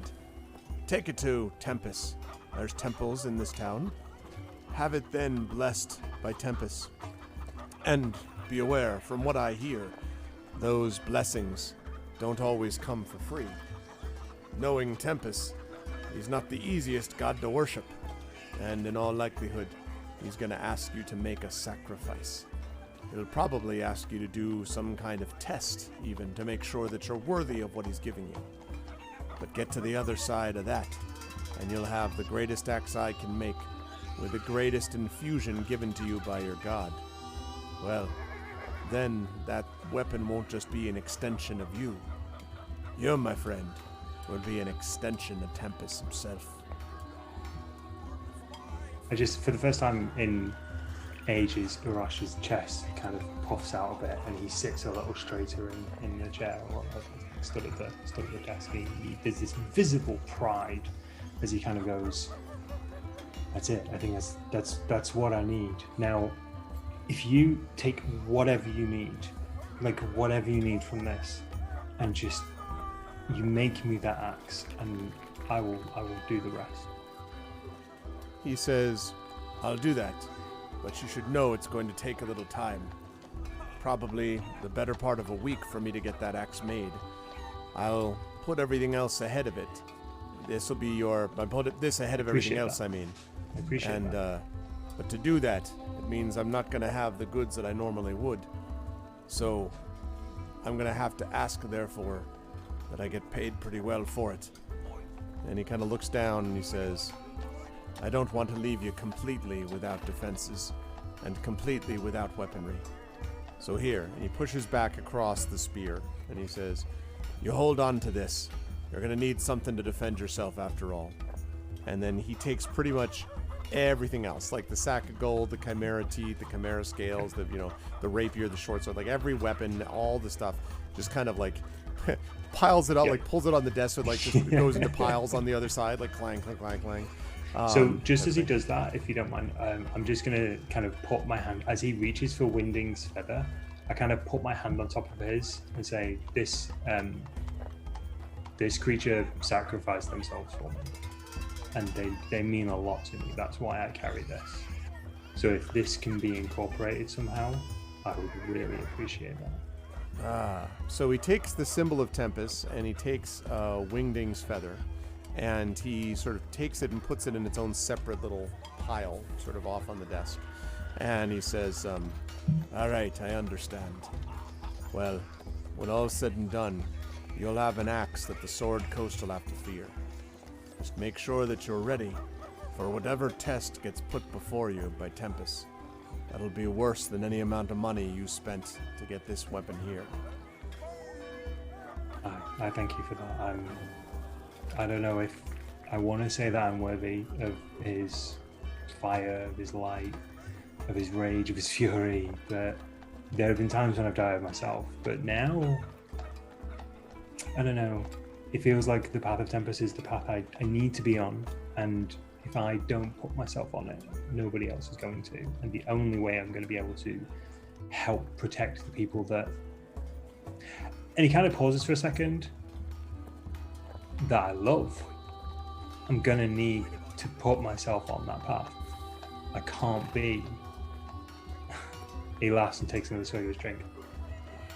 I can't be a half-assed orc. I gotta go full orc path, so I need some help on that. And hopefully this is gonna do it. I know this is gonna do it. I can feel it. He nods and he says, "You realize, of course, that in the end, in my experience, it's not the weapon but the wielder that matters." Oh yeah, absolutely. That's why the next stop for me right now is the Church of Tempest. I need to go and speak to some people. I don't know if I've lost my way, but I think I've found myself not on the path for a while. There's a grim kind of look to Urash's face. I've been poisoned by something, and it's slowly coming out of my system, but now I'm ready to get rid of it. He nods slowly and he says, "Well, the weapon that I make for you is not going to have anything relating to poison. I can promise you that. The only poison you'll find in this is something you bring to it yourself." Yeah. Well, that's my next stop. Get whatever it is in me out of me, so that I don't screw this whole thing up. And he nods and he says, "Give me 4 days. At the end of the 4th day, come back, and I'll have this weapon ready for you. I appreciate that. I reach out to shake his hand. And he takes it, very strong, the guy that you were throwing around by that hand not that long ago. And he nods and he says, I appreciate your devotion, and I'll do what I can to make a weapon worthy of it. Do you know where I can find the temple? Of Tempest? Yeah. Aye, just up the road. If you go out that way, you'll go up the road probably 5 or 6 blocks, and you'll find it. Can't miss it. There's a crossed hammer and sword right outside of it. Yeah. All right. I thank you, friend, and I'll see you in 4 days. And he nods. And as you depart, I'm going to jump over to Greta, Selsig, and River. Greta, Selsig, and River, as you are making your way to where Selsig is going for this riding mastiff, Greta, you had some news that you wanted to convey to Selsig. Selsig, stop for a minute. I need to tell you some stuff. I look around, like looking for a quiet corner, and I'm doing this in the most suspicious way that anybody could ever do. Fortunately, there's a lot of people kind of passing around you. I just look at Greta and just pull it towards the nearest wall. Yeah. So when River and I were going through the mess of people there, somebody slipped something into her pocket. This wooden coin. That's not how it normally works, They are honest people in this world. And so it says Y on the backside, and I mean, why would anybody know that we need this coin or that we're looking at it? I think we haven't told anybody yet, except for the one person that you talked to. And also, when I was at the temple, I got a strange letter that was actually left with me for me there, and it was, the description was like somebody in tattered clothes together, and says, if you would seek the light, first you must explore the darkness. Find Yatar, signed a friend. I've got the 2 chips in my hand, and I just reach in my pocket and put next to them the coin from the bag that I gave to, I've forgotten his name again. Our delightful dwarf friend. Braenor. Braenor, yes. I say, this came from that bag of coins I found in the teleport tower at Yatar. Remember where we left your pony? I remember where we left my pony. We left it with the Harper dragon. I found a bag of coins there. This is from that bag. And I put them next to each other so that Greta and River can see they've got the same pattern. Okay, but the thing is, we're investigating the murder of the giant queen, and the goose coin was our only hint. Mm-hmm. And we're still like finding out where to go, and now somebody's like, hey, all of you people, come to Yatar. And I find that slightly suspicious, although, it's... I mean, it's unlikely to be a really strange tourism promotion. Yeah. So, it's a trap, right? I mean... So... It isn't a trap. I imagine Yatar is where we would find the answers. But we're going to have people waiting for us there. But who knows that we are investigating the murder of the queen? Everyone in the Maelstrom. So you think one of them knows where the goose coin comes from? Yeah, my lack of notes again. I can't remember who the one we called out was. Imarith? Right, Imarith is the one that you supposedly heard from the Oracle, and that the sort of advisor to Sarissa, one of the advisors. The one we've tried to out as a dragon in disguise. Right, who was just kind of like, what? Get the hell out of my face. So we should consider that Imarith is not only involved with the disappearance of King Hekathon, but also with the murder of the queen. Or at least has a vested interest in stopping us finding out who killed the queen. But Why not stop us here? Why get us to Yata first? Don't know. You cause trouble in the middle of a city, people tend to notice. Well, Yata is a city as well, isn't it? No, it's not a city like Neverwinter, though. Neverwinter has allies. Certainly, you cause a big ruckus in the middle of somewhere like Neverwinter, you get the guards getting involved. Depending on the nature, you get the nobility involved. You get people asking questions. So Imrith is trying to make sure we get to Yatar because the people she got to murder the queen are in Yatar, and now she wants us to go there to also get us murdered.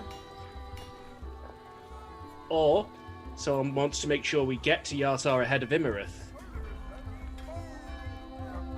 So you think somebody is helping us, just making sure that the stupid heroes are going in the right direction? We don't usually take the most directive routes at the best of times. Says the group on their way to buy a dog.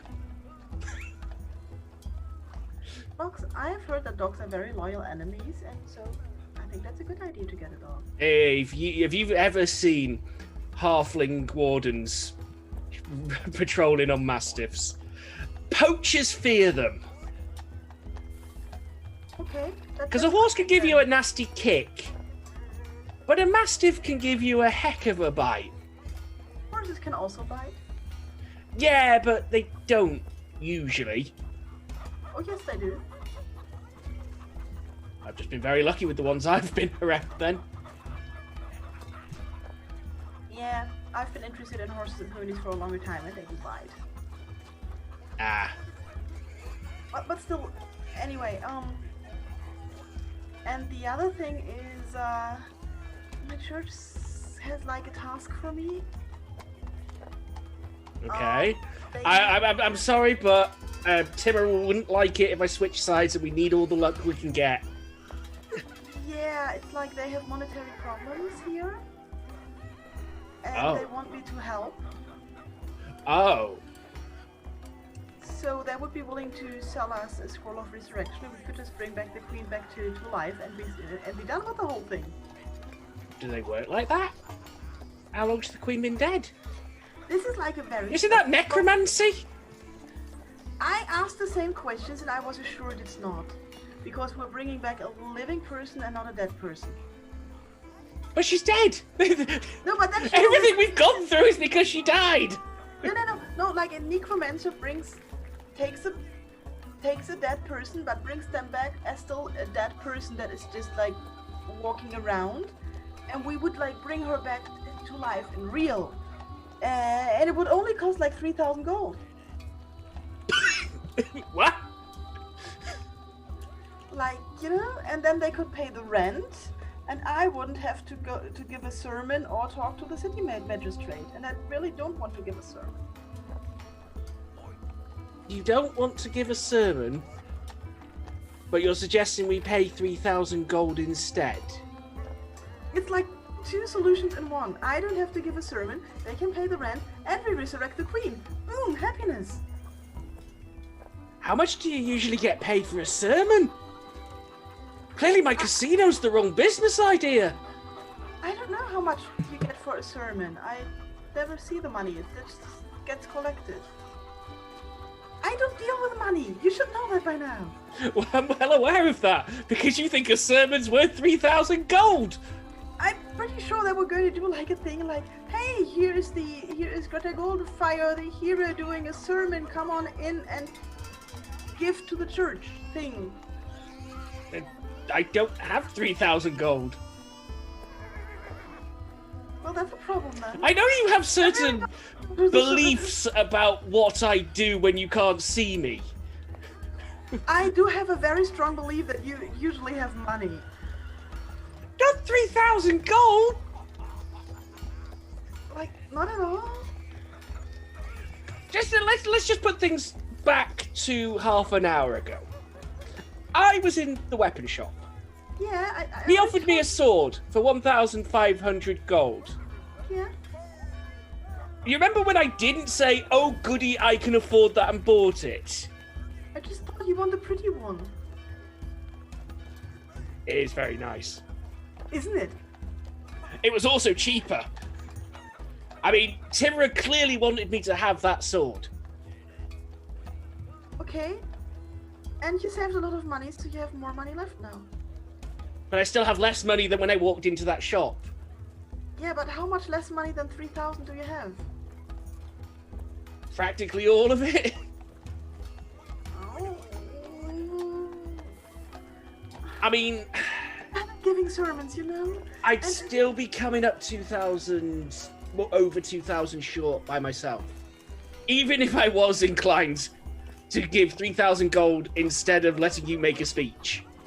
I'm really bad at making speeches. And you may have noticed I'm not as good at them as I think I am. And it's, you know, we get this resurrection scroll and we don't have to go to Yatar. It's very effective. How do we get to the body? I'm pretty sure Sarissa will be completely happy to have her mother back. That's like a good thing. Well, maybe. See?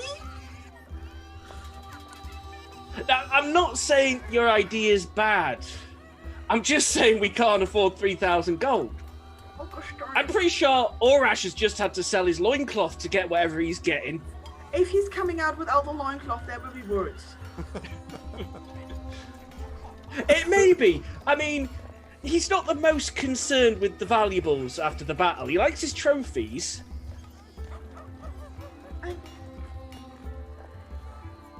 Maybe River can get a loan from the Harpers. I think we should get some support from the Harpers now that you pointed out. I feel like they're not supporting us enough. They could support us monetarily. I mean, what have they done for us lately? Yes, what have they done for us?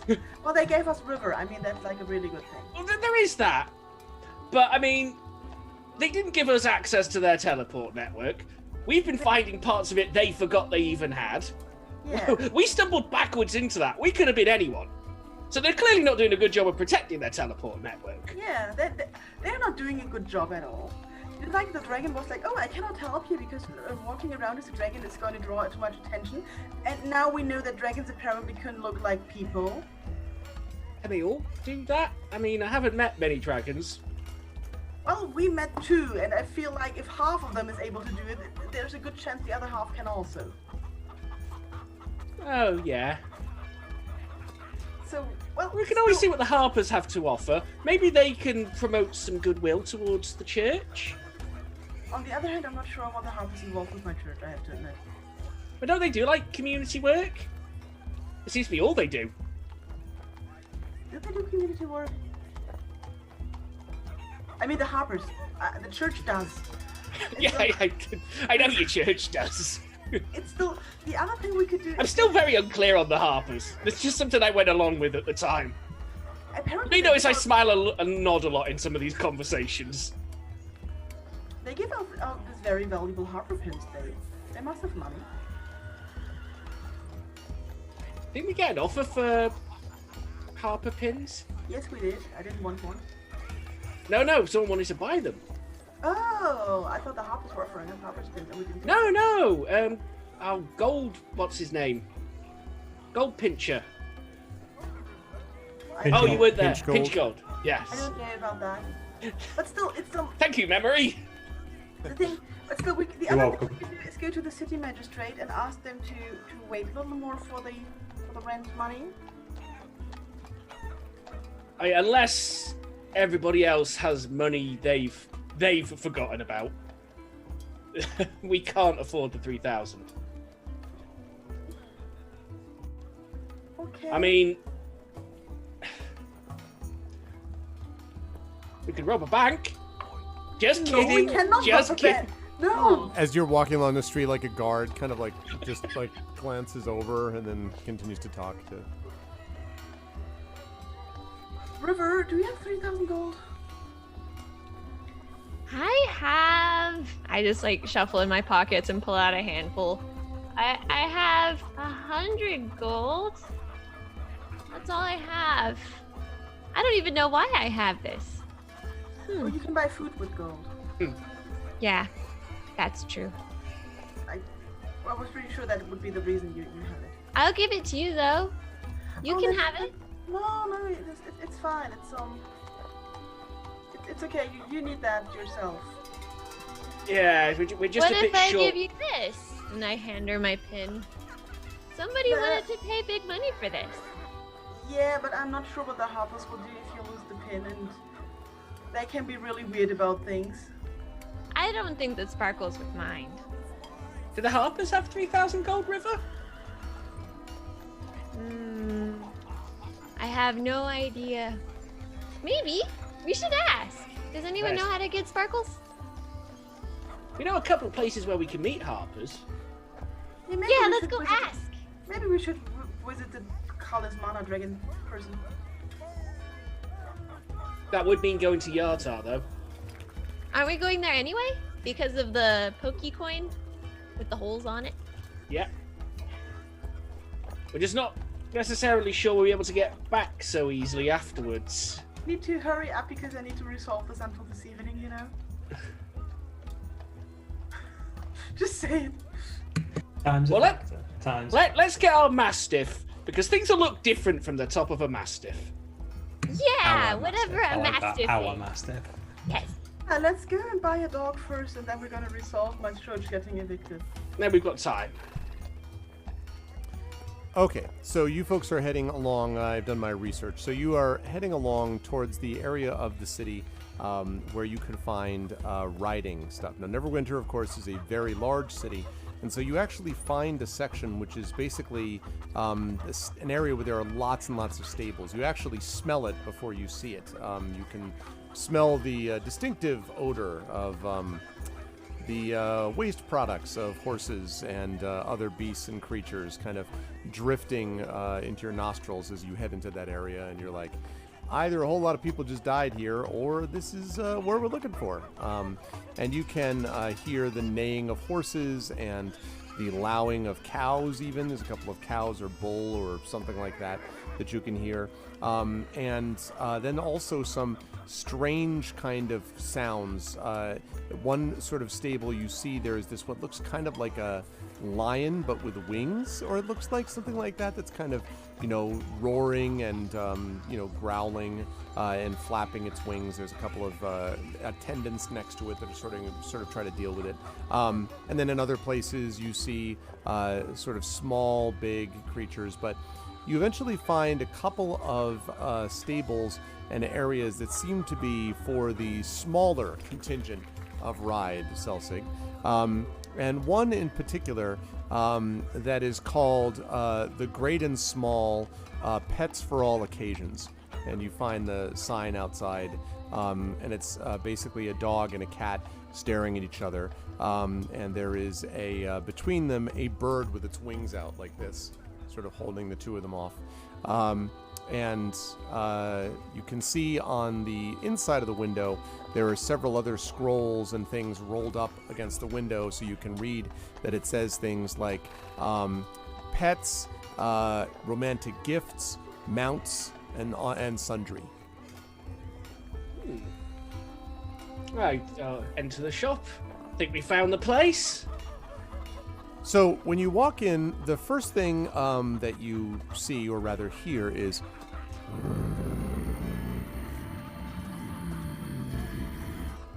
this very low growling sound. And it seems to be coming from, first of all, this place smells, there's fur, literally like, as you're watching, just little tufts of fur fly by, in the air, like everywhere. And you can smell what might be a little bit of a kitty litter situation, you know what I'm saying, going on. And this low rumble is coming from down one of the aisles. Basically, there's a desk or a counter, and then behind it you can see that there are these 4 aisles that extend backwards, and they seem to have all kinds of paraphernalia, like maybe dog beds, and you see some like water bottles or something like that, water dishes maybe. So there's like 4 of those, and the sound that you're hearing, that growling sound, is coming from the 4th one, the far one on the right. And there's no one that you see behind the counter right now. It just seems to be you in the store and this.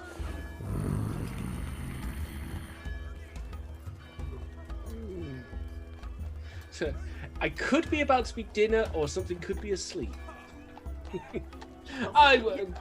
You know how to treat dogs, right? I mean, you can ride a dog, can you?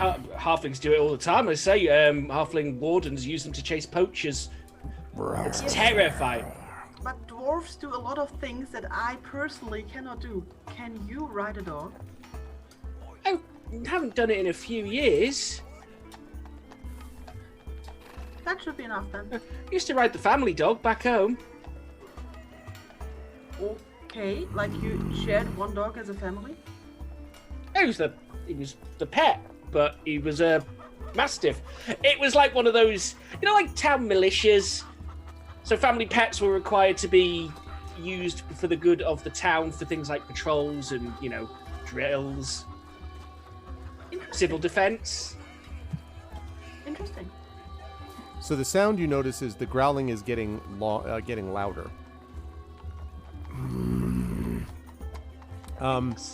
And now there's kind of a like the sound of things falling off shelves, and then you see creeping up this large shape which is covered in like some kind of a tarpaulin or a blanket or something like that, which may have fallen on this creature, and it's pulling its way towards you up the fourth aisle towards the counter.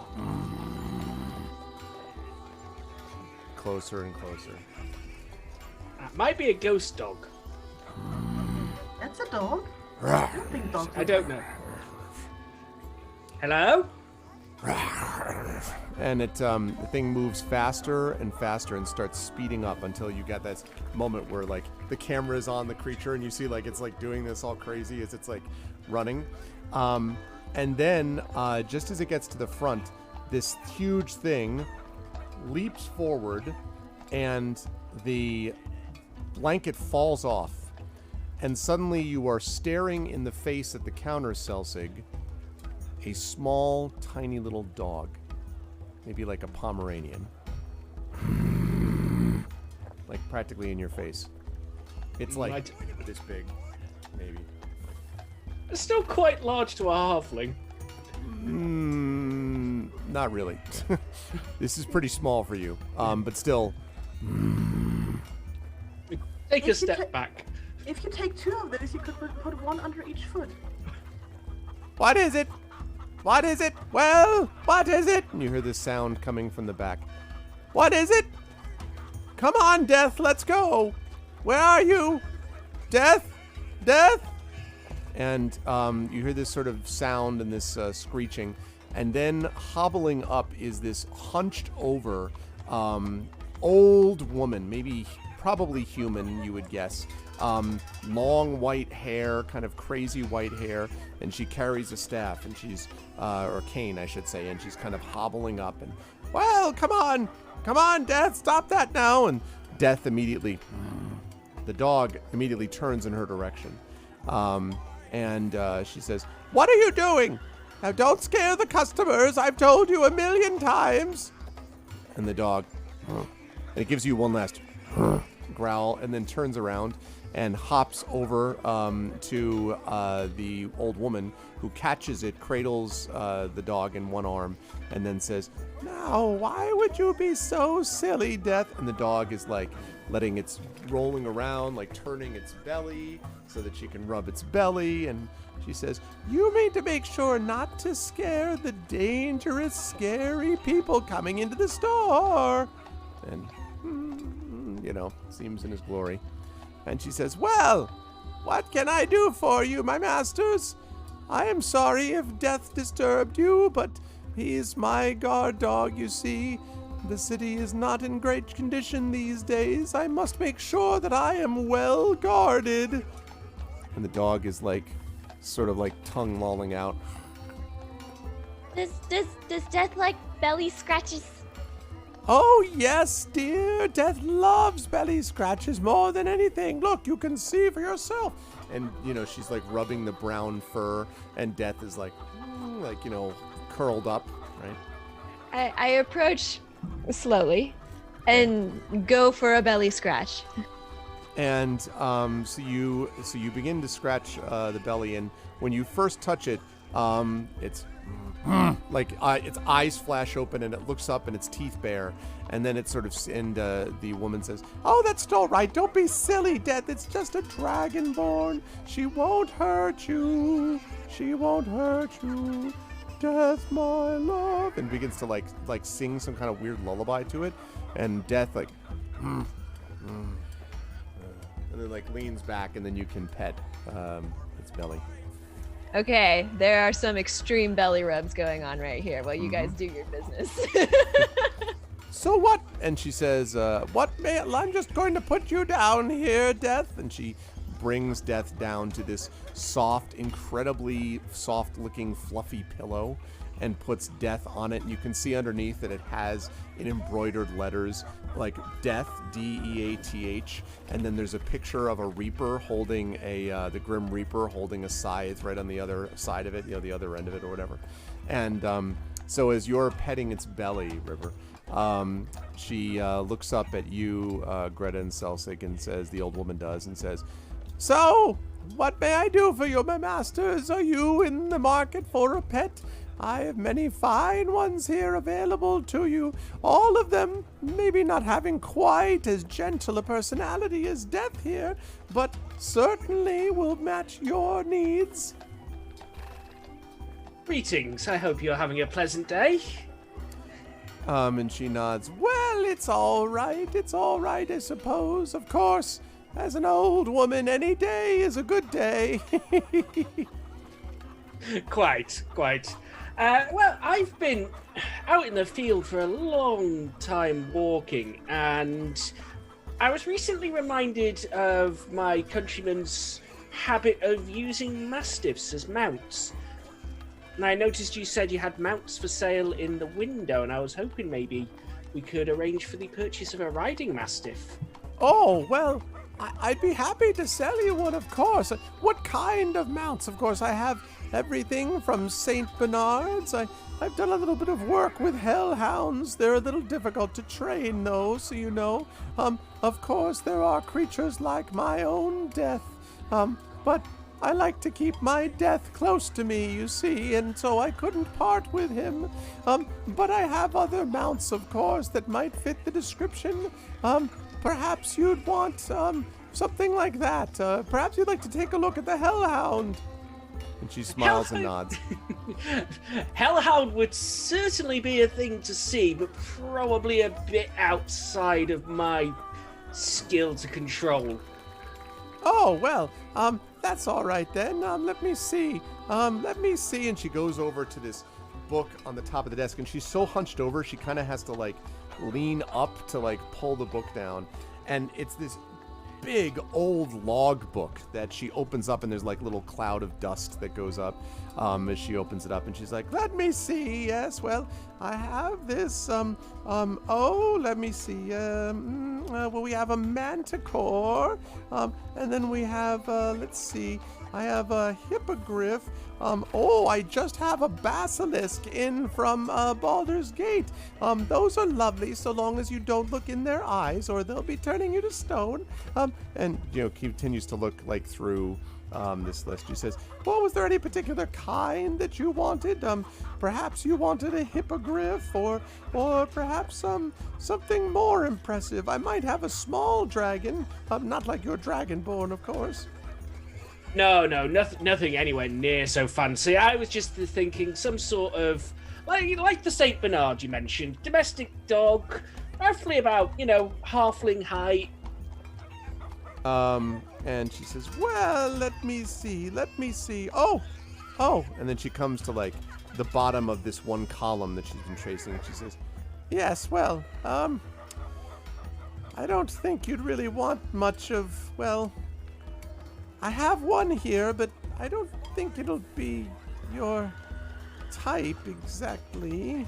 And she kind of gives you this sort of Is it a giant poodle? Is it please half-hearted, a giant like, is it type of thing.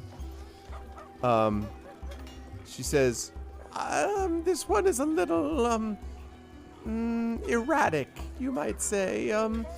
Mostly he's, well, he's just not very intimidating, you see. Well, I could show him to you if you wish. His name is Fluffball. It wasn't my name for him. But yes, he's a pet, anyway. She seems very, deflated, even as she's telling you about Fluffball. I can certainly have a look. And she turns. All right, I'll bring Fluffball up to you. Just don't expect too much. And she goes into the back, kind of one cane at a time. Meanwhile, River is just sort of petting the belly of Death there. And the woman goes into the back, and you hear this sound of whimpering, and then there's a bunch of sort of roaring of all different kinds from the back for a moment. You think you might hear something breathing, like a breath weapon or something back there, and then, oh, shut up, be quiet! And then all of a sudden there's an eerie silence in the back. And she comes out, and then she says, all right, and it's behind her, and she's hunched over so you can't really see it. And she brings up this creature that she has by the leash, and then she says, all right, well, here you go. And she pulls, steps out of the way. Fluffball is about 5 times at least the size of Death, who admittedly is not very large. But Fluffball looks like a big, honest-to-God mastiff. Almost looks kind of like a Great Dane in a way, with this sort of broad chest and, the head with the pointed ears up. And as she brings him forward, Fluffball walks over, very solemn, no barking or anything like that, and just sort of looks at you very noble pose, strikes the noble pose, and much, much bigger. And she says, well, this is Fluffball. I'm sorry, I know he's not a very impressive specimen like my Death over there. And Death at this point is practically curled up around River's fingers as River is petting and, type of thing. So I walk up to Fluffball. Okay. And Fluffball Fluffball's big enough that it's basically about your height a little bit. And so Fluffball is staring you. So we have a cutscene for a moment of just Celsig profile and Fluffball profile, just sort of staring at each other. And then Fluffball looks at you, and then leans over and gives you a lick on the nose, and then leans back I scratch him behind the ear. So you do that, and then he gradually is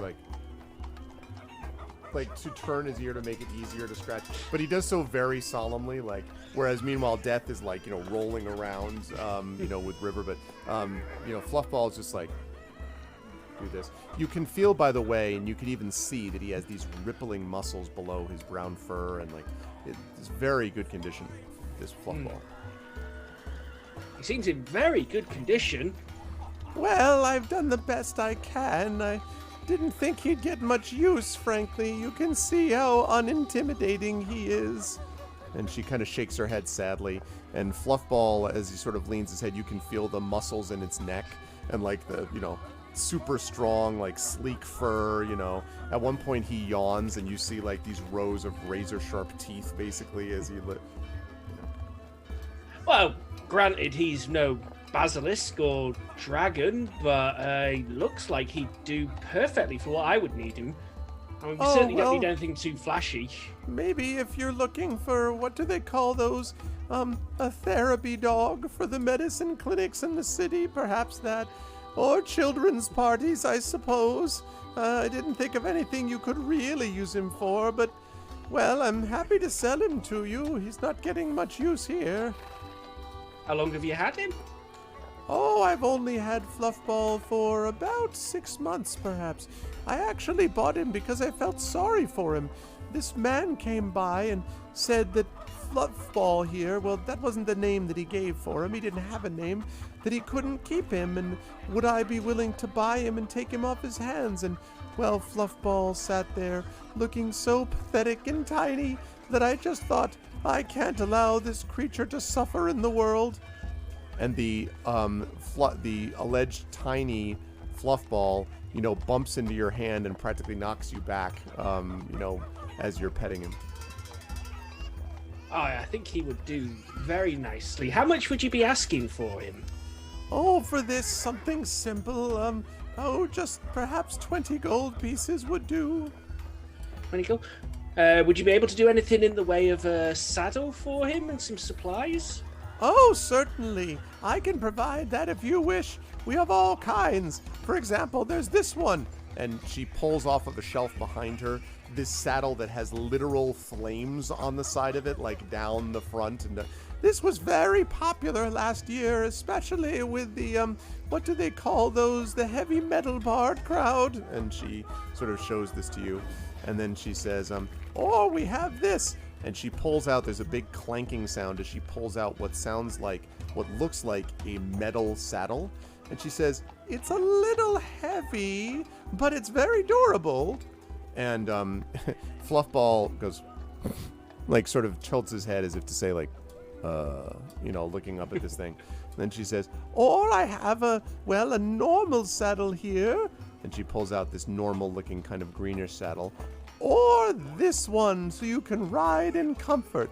And she pulls out this thing which is just covered in incredibly soft fur, some kind of indeterminate white fur. And she says, this is for the one who wants to ride in comfort and style. Takes a little bit of extra cleaning, but otherwise very comfortable. Like the sound of comfort and It's that style. one. Yeah, I think I'll listen to my advisor. And she nods and says, well, I can see that she has a way with dogs. Why, Death would have eaten most creatures doing that to her by now, but this one just seems completely capable. And, at this point, you think, River, that it's possible that Death is snoring a little bit. There's some, with his eyes closed as you're rubbing his belly. We snuggle. Just curl up in his bed. Yeah, his bed, by the way, is comically large compared to him. It's just this enormous, so you're actually able to curl up around him inside the bed. And she kind of looks down and is like, all right, well, I suppose, And then kind of nods. Hey, Takanja. What does Fluffball like to eat? Oh, well, when he's not feeding let me see. It's mostly, and she kind of looks disappointed again. Scraps of meat. I'm sorry. Death feeds on the blood of his enemies, but Fluffball, he just eats meat and drinks water. I don't really understand it. I haven't been able to get him to eat anything normal for a dog, really. What would a dog normally eat, then? Well, I'm no dog-owning expert. Look at something like Death here. Well, internal organs, eyeballs, skin, straps, those kinds of things. But this one, just regular old meat and water.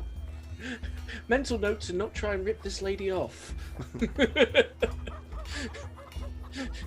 She doesn't know where the bodies are hidden because she's fed them to all their animals. Is that a hellhound? I asked the lady, is that a hellhound? Oh no! Wait, that creature here? Well, look at him, Fluffball. I mean, does he really look dangerous to you? And No, Greta, as you're looking, you could see him that's tilting his head. Is that a hellhound? Oh, Death! Well, don't tell anyone, she drops her voice and she says, but the other day, the Hellhound and Death got into a fight. Yes, and, it didn't end very well for the Hellhound. Well, fortunately, I was there to stop the fight, but otherwise, who knows what would have happened. I really need to tell Death to stop being such a bully. Death is maybe 8 pounds soaking wet, incidentally. Bullying is not good. She nods. No, it's just wrong. It needs to stop. And we must be the change that we seek. I've tried to tell that to Death.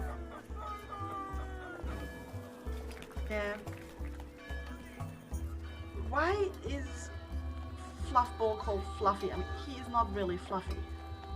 Oh, well, you don't think so? He's such a softie, though. You can see for yourself.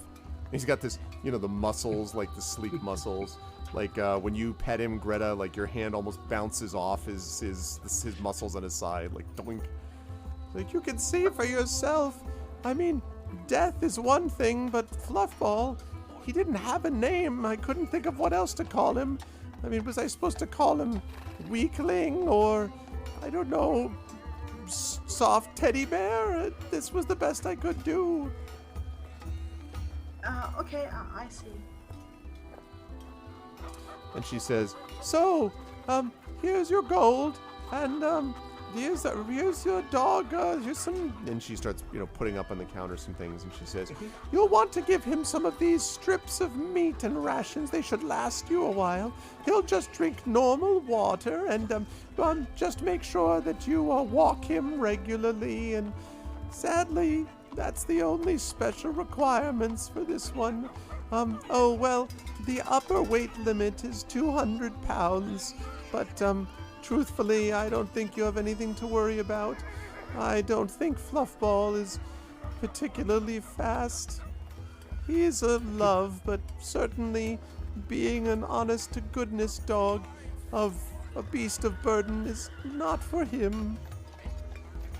Now I can understand that. Just looking for a mount and a companion. And I think he will do nicely. So how much is that all together?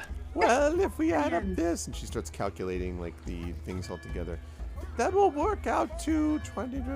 I would say 30 gold for the lot. That's enough for all the food, the saddle.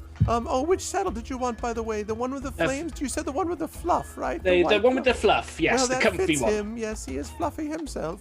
Then of course the dog. Put all that together, and this is what you have. 30 gold pieces. So I hand that over. And she takes it and says, thank you very much. Now, Fluffball, you be good and be as brave as you can. I hope you learn something from Death. And Death kind of looks over and kind of eyes half open. All right, Fluffball. Dad, I love you so much. So I strap the saddle onto, or attempt to strap the saddle onto Fluffball, who may get a rename. yeah, I was gonna say, Fluffball accepts this. Let me see if I can get. Here we go. Let me see if I can get this. Oh man, I wanted to show this picture, but this is a little overboard. I found some good ones when I was looking up the pictures for the Discord group. Yeah, there were ones that I was looking at that were possibilities. I don't actually think. There's one that's 180 pounds, and I'm like,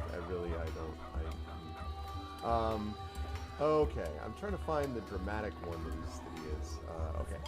Anyway, so when you put the saddle on, you notice that he kind of like, he sort of shifts around, and you put the saddle on him, and immediately he like, his head goes back. Like he's looking at you, and then snorts out as if he's staring at the saddle and you. He doesn't seem freaked out. He's just sort of like staring at you in the saddle. Okay. Everything all right there, boy? So I look at him, see if he's calm. He licks his mouth, licks his lips, and just keeps looking at you in the saddle. So I give him a piece of the meat that I was given. He eats it like, still staring at you. And I try to get on the saddle. And she says, all right, well, have a good one. And you don't hear the other one part of that, Celsig, because when you get into the saddle, Fluffball books it out of the store. Now, you've been on horses. You've been on other things before. You don't remember the last time you were on something this fast. This thing is blowing down the road. Like, people are like, ah, ah, like jumping out of the way as the thing is just riding down. Greta and River, I actually want to know what you two are doing, because like literally they just charges out of the shop. Fluffball does, with Celsig on his back. Staring in awe. Okay. Do you I go? bolt after them. Okay, River, you I bolting up follow Greta. Okay, so just like, so you get this sequence of they're like zipping by, and it's like, like as these things are going past, like Celsig, Fluffball is just bolting straight down the street at incredible speed. Like you can feel your hair, like your cheeks, like as they're like flying back because of the wind. So I attempt to rein him in. It's like, whoa. Okay, so when you do that, Fluffball puts on the brakes. I need you to make a dexterity saving throw to keep from being thrown from the saddle. Okay. A 12. Okay, yeah. So you do. But your body goes up a little bit. You're like holding on to the part of the handle of the saddle, like, and then back down. And he stops and then sits down slowly so that you can slide off of his back. And I think I'll do that for now. Then he stands up and he just calmly licks his lips and then looks around dramatically. I stroke his head. Yeah. Good boy. And then, the pommel of the saddle. Thank you, Coven. All of a sudden, I was like, what the heck is the name of that thing? And then, so Greta, you and River come panting up a minute later. And, like, you were able to make decent time because the road was just cleared of all, pedestrian traffic. They're just left and right. Just this path cleared by Fluffball and Celsig. And you see Celsig kind of looking a little dazed on, panting Fluffball. Well, Faltus blessed that you know how to handle a dog. This could have gone bad, right? It's a bit faster than I remember them being. Yeah. And I was thrown from a moving horse once. Well, the horse didn't throw you. It was a half-orc that threw you. That's different. Does Fluffball like belly rubs? He seems to be pretty calm. I go and give him a belly rub and see how he reacts. So you do the belly rub, and he just stands there and then sort of slowly raises his body a little bit so you can have better access, but otherwise refuses to show a reaction. Like he's just as you do this, and then at a certain point he kind of like slightly tilts over so you can make the belly rub easier, that type of thing. I think they've trained him really well, so he thinks he's not allowed to show that he enjoys it, but he's enjoying it. Love the belly rubs, and I just belly rub really nicely. He continues to look noble while being belly rubbed. You gonna give him a belly rub, Greta? Nah. I'll wait. Your loss. Yeah, sure. Did we have to go and meet Urash? Because I've got nothing left to do. We still have, there's a little rent problem we still have to solve, Yeah. As I say, I had nothing else to do unless River had something. Maybe food. I mean, we can eat whenever you guys want to. I'm down.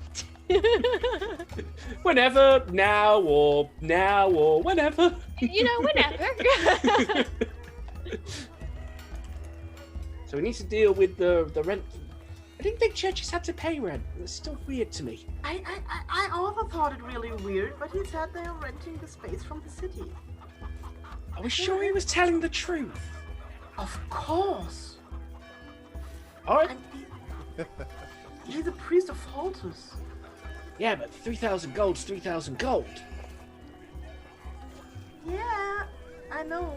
Maybe he doesn't want to be a priest anymore, and this is how he plans to leave. Would he do that? No. I haven't met the guy. I'm just saying, it's a lot of money to ask a stranger for. No, he would not. I mean, I'm not a stranger. We are all brothers and sisters in the church. No. We have different definitions of stranger. Well, you just went in there like, I'm looking for a companion as if you never had one. I wasn't looking for a replacement companion. Yeah, but apparently you don't have enough of them. Got plenty of them, but you won't let me ride you. No!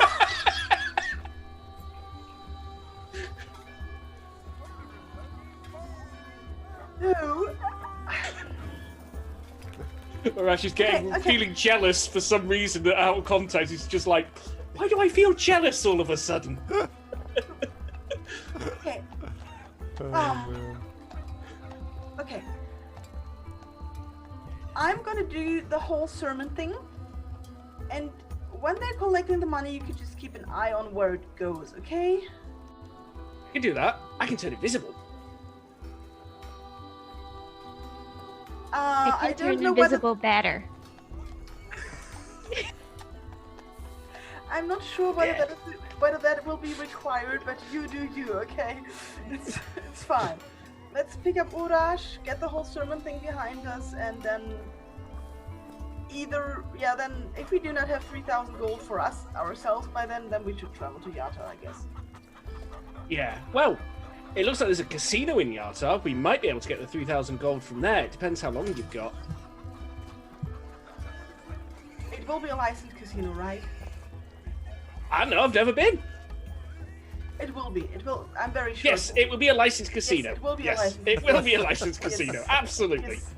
Yes. Okay. So let's pick up Urash and get back to Falls Church. Okay, so as you folks head out that way, Urash, you were after you left the shop. Mike was leaving just as I was like, wait, come back. Oh, that's not a question, damn it. All right. We're picking you up. Don't run away. I know. I was, because I'm thinking what you were doing is you were going to meet him originally. You thought about the Temple of Tempest. But let me ask. So, Mike, are you? Yeah, man. Or is Urash going? Did you say right to the Temple of Tempest, or were you going to wait? Yes. Because you wanted to wait for the weapon to be done. No, he wants to go to the temple first. Okay. So Well, he wants to go to the temple first and afterwards. So. Okay, so we're going to jump to the temple. I'm going to go back to him, but probably midway through, Greta and Celsic and River will show up, I think, at the temple. Good. So, Urash, you make your way to the Temple of Tempest. Now, as compared to some of the other things that you've seen that are crowded, this is much more minimalist in architecture and design. There is just the crossed sword and hammer that they mentioned that you can see over the door, and you can see that there are several bits of stained glass in the window, but not much, and then there's a door that leads into the inside. And as opposed to what you may have seen previously, and I think we had you do one of those temples in Waterdeep as well, this one has just a few pews, and then there is basically in the middle, there is this, the middle of the room, which looks like a sanctuary in every other respect. There is what looks like, for want of a better term, a fighting circle. It is literally dirt or dust in the middle, and you've got the sort of ring of stones on the outside, and you can see that there are two people inside it that are sort of essentially sparring, is what it looks like in the middle of this circle inside this church. Okay, I would like to watch the sparring. So you notice that the sparring is between two.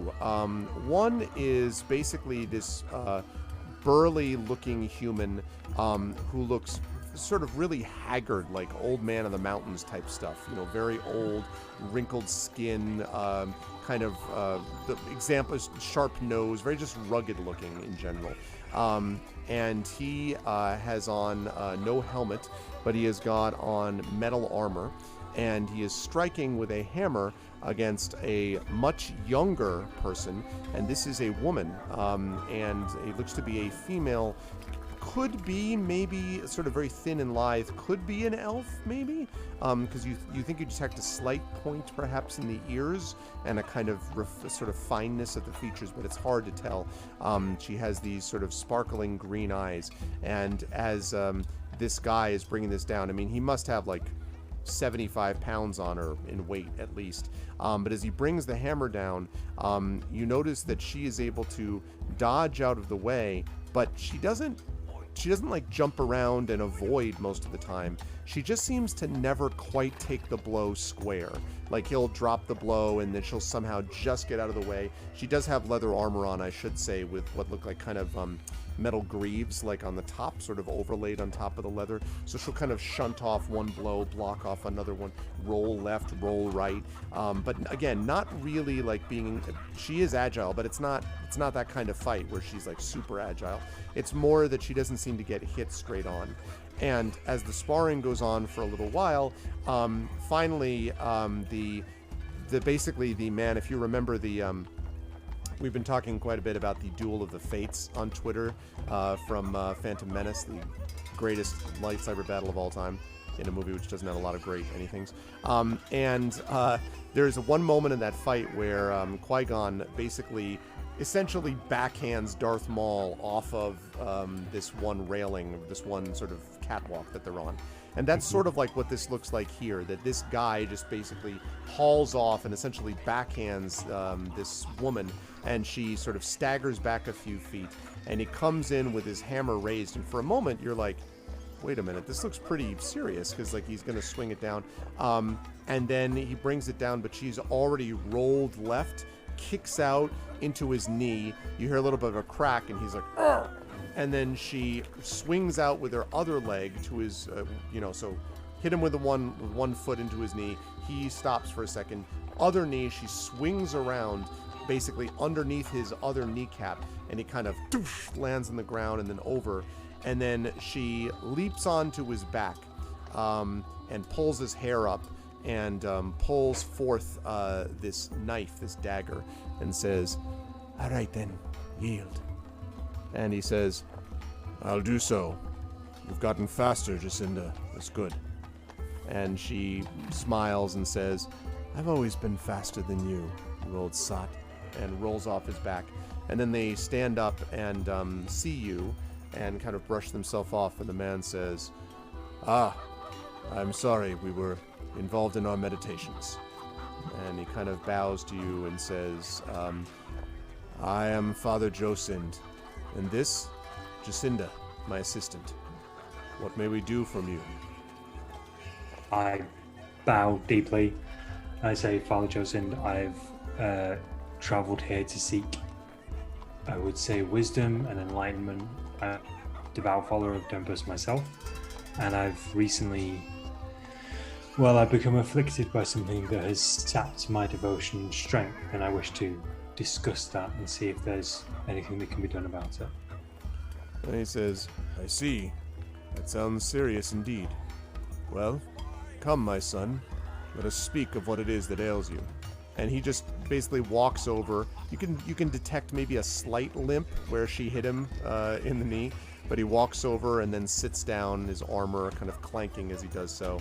And Jacinda comes next to him and sits down as well, much more lightly than he did. And he says, "All right, what exactly do you need cleansing from? If you're a follower of Tempest, you know that one of the best forms of cleansing is the cleansing fire of combat." I do. I've followed Tempest ever since I was a youngling in my city of Palashuk. Since I could swing an axe to chop wood for my village, I followed him. Out of character, in the interest of time, what I would like to do is explain the act of the Berserker's Axe curse, what that has currently done to me, and what I'm attempting to do. So picking up kind of at the end of that story, and I'll recap this next time for anyone who is interested. But so I wish to get my own axe created. There is a poison within me. I can feel it. It makes me not want to fight. It makes me not want to enter battle. It makes me want to abandon the code and the creed. And I hate that part of myself, and I want to get rid of that so I can be the best follower of Tempest I can be, and I can be the best comrade I can be to my new tribe. And the priest sort of tilts his head a little bit as if regarding you, and then says, "The followers of Tempest know that one cannot clean poison without washing it away with something far greater. the liquid of purity, of honor, the true blood that comes from combat and war, but not done in dishonor, not done in hatred, done for the right purposes, and in an honorable and strong way. I could provide you such a blessing. I could bless such a weapon that you have made. But you must know that it is not the blessing which will lead to your blood being cleansed. It is yourself that will do so. When I first found Jacinda here, and he looks over at her and she kind of glances at him briefly, it was many years ago. She was an orphan on the streets of this city. What impressed me was not her ability to ingratiate herself to me, nor her ability to show compassion and kindness. It was that when I saw her in a street fight against 7 others far stronger and larger than her, she not only fought all of them, but when she had defeated the last one, she could, if she wished, have stabbed him as he ran away. She chose not to. When I asked her why, she said that there was no honor in stabbing the back of a thief. That's when I knew we had someone who was worthy of Tempest, and she entered our service and has been there ever since. If you wish to do what must be done to protect your tribe, to be a good comrade in arms, you can only do so with the blood of purity flowing through you, and only you can truly purify that blood in the crucible of combat. So when this axe is given to you, you will need to fight, to battle. You will need to prove that you are worthy of what you have been given. This is a dangerous thing that I am asking you to do. It may well result in your death, but better the death of an honorable and courageous man than the pitiful survival of a coward. I agree with that completely. I'm pleased that I was able to find someone to hear my story and hear me bear this turmoil that I've been going through. And if I cannot cleanse this from myself, I know I will let my party down. So either this Urash dies in this crucible, or a better version of Urash is born from the bones of that fight. And the priest... So I accept it. The priest nods and says, "Very well. Return to me with the weapon that you wish blessed when it is complete. I will prepare the ritual here. None others," because he sees now that Greta and Celsig and River are just walking into the chamber. "No one else will be allowed to help you, Urash. Only you." Actually, I'm sorry. You did describe who you were, right? You did Yes. mention your name. Okay. I want to make sure. He says, "None others will be able to help you, Urash. Only you yourself. Your friends cannot interfere. Bring that weapon to me, and when the ritual is completed, we will see if you are living or dead, pure or tainted." I thank you. This is all I've wanted for the longest time, and I pray to the Fohammer that this works. He stands up, and Jacinda stands with him, and he says, "Then let it be so." And Urash, as you're preparing to leave with your party, he says, "Be aware. Tempest rewards those who are brave, and also rewards those who see the battlefield before them. Beware, for it is not only Tempest which watches your steps." And with that little note of warning, we are going to wrap our session for today. So, good stuff today, folks. And in case people are curious, everyone is moving along track as they were supposed to, but this was another variegated adventure in Neverwinter, one way or the other, and it was fun to watch it happen. So I will start as I usually do. At the very bottom, we'll work up so that I can give way to Mr. Blackheart. Chai, great stuff again today, and we are moving back to there's plenty of stuff in the mix as far as Rivers is concerned, so fear not. But in the meantime, you got to do a lot of belly rubbing today, so that was a big belly rub focus session. How'd you feel about today? Where will the fine folks see you next? How did I feel? Have you ever belly rubbed a dog? It's a I great sure day. have. It's great. It's a great day. It was a great session as always. I just love doing this, which is why I was like, we have to do it twice. And so here we are. I was excited. Maybe we could do it twice again. I'm just saying. Anyway, my next stream will be tomorrow morning during baby's first nap over on my personal channel. Probably more Minecraft because it's plenty casual, so I don't have to worry about, being trapped in the middle of a cutscene when baby wakes up. So that is when the fine folks shall see me next, if you want to follow me over on my personal channel. Awesome. Thank you, Chai, as always, and continued good health to baby and family and all that good stuff. Always good to see you. Also, always good to see Mr. Mike Smith, who got to do a little bit of work here on purifying and gaining some stuff. And yeah, Urash has got some things to think about, I think, as he prepares for whatever this ritual will look like. How'd you feel about today, Mike? Where will the fine folks see you next? Yeah, I feel really good about it. It's been a bit of a story in the making for Urash so far, and I think this is really rounding out his character and trying to battle the effects of the curse that have been left with him and his devotion to his faith and all that sort of good stuff. So yeah, it's real rounding off kind of the edges of some of the unknown stuff about Urash's character is really nice. It's really nice to get into that character as well, so that's cool. I'm very excited. I'll play whenever, as long as house move doesn't happen accordingly, then I'll play when I'm able to. So yeah, hit me up. If anybody wants to follow my exploits online, follow me at Peripheral Mike on Twitter. You can also check out peripheralmedia.net and check out all the social links at the bottom of the page there, and then you can find out everything. I do have some YouTube stuff coming up too.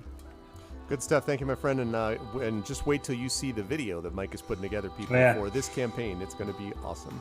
Thank you, Mike. Always a pleasure. Also, always a pleasure to have Saber with us, who got the chance to get his own fluff ball mount, riding at top speed with the saddle, with the I just had this image of you as lowrider, with just like with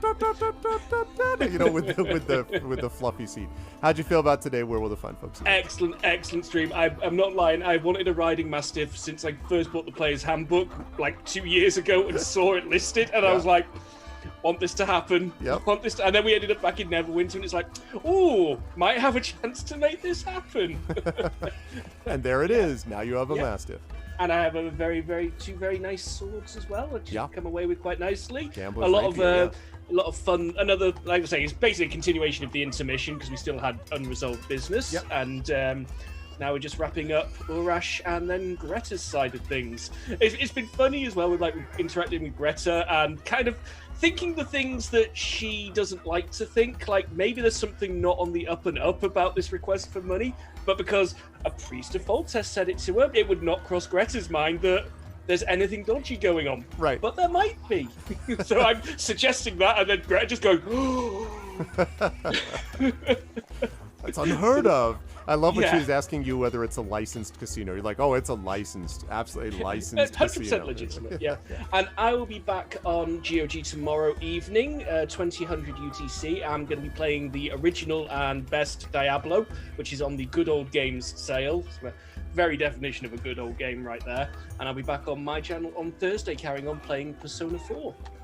Good stuff. Thank you, Saber. Always a pleasure. Thank you again for helping with Dashboard and Moobot. Last but certainly not least, before we sign off, Pyron Jade was also fun to see. I really do love watching sort of Greta's reaction to things and the idea of just being like, can we handle the rent? Do you just happen to have 3,000 gold? And everyone be like, what of it? Do you just have it like sitting around 3,000 gold? It was cracking me up. And yes, you still have that to deal with. How did you feel about today? Where will the lovely folks see you next?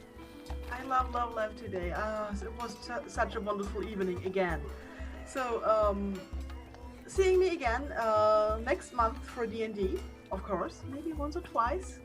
And also, there's going to be a release at the middle of July that I'm pretty interested in streaming if it happens. So you might also see me on the GOG channel streaming a bit. Yeah, and that's it for me. I hope you have a wonderful week, everyone. I'm going to be offline the whole day tomorrow doing great things. But I will be thinking of you all, of course. Okay, we will be thinking of you too, and I hope everything goes okay with everything. And thank you so much. And I will drop a message in the chat crew to talk about whether you're going to do 2 sessions or not in July if you want to, and all that kind of stuff. But we'll talk about that when we get there. Thank you so much, chat. Can we get some love for Pyron, for Darksaber2K, for Mike Smith, and for Tasty Chai? Great stuff as always, everybody, and I will see you folks soon. Bye. Okay. That is going to do it for me because I have to give way to one Mr. Blackheart, who is going to be playing a randomizer, which is really cool, a randomizer of Bloodstained. And I've actually never seen that. I've watched some Bloodstained. I watched Saber actually playing some of Bloodstained, and it looks pretty cool, but I didn't know there was a randomizer, so that's pretty sweet, and I am going to be looking forward to checking it out very soon. But right now, I got to get on out of here so that we can let him go. If you haven't done so already, please follow us on GOG.com. Please subscribe to us here on GOG.com. And please make sure to click through, and subscribe to us on our individual channels as well. As for me, I'll be back on this channel next Tuesday at 4 p.m. Eastern for The Witcher 3 Wild Hunt as we wrap up Hearts of Stone and start Blood and Wine, which is the final DLC that I'll be doing of The Witcher 3. Otherwise, you can find me on my own channel tomorrow night, Community D&D, Dragon of Icespire Peak with Shadow Mage as your DM, and Rock God, Hoodie, and Echo Alpha X5 right here in chat as your players. That's tomorrow at 9 p.m. Eastern, and then my space opera Esper Genesis at the end of the week. Stick around now for Blackheart, and much love to everybody, and I will catch all of you wonderful people soon. A special thanks to my amazing, awesome players who did a great job, and I will catch all of you lovely people very soon. Until then, be good to each other. Bye for now.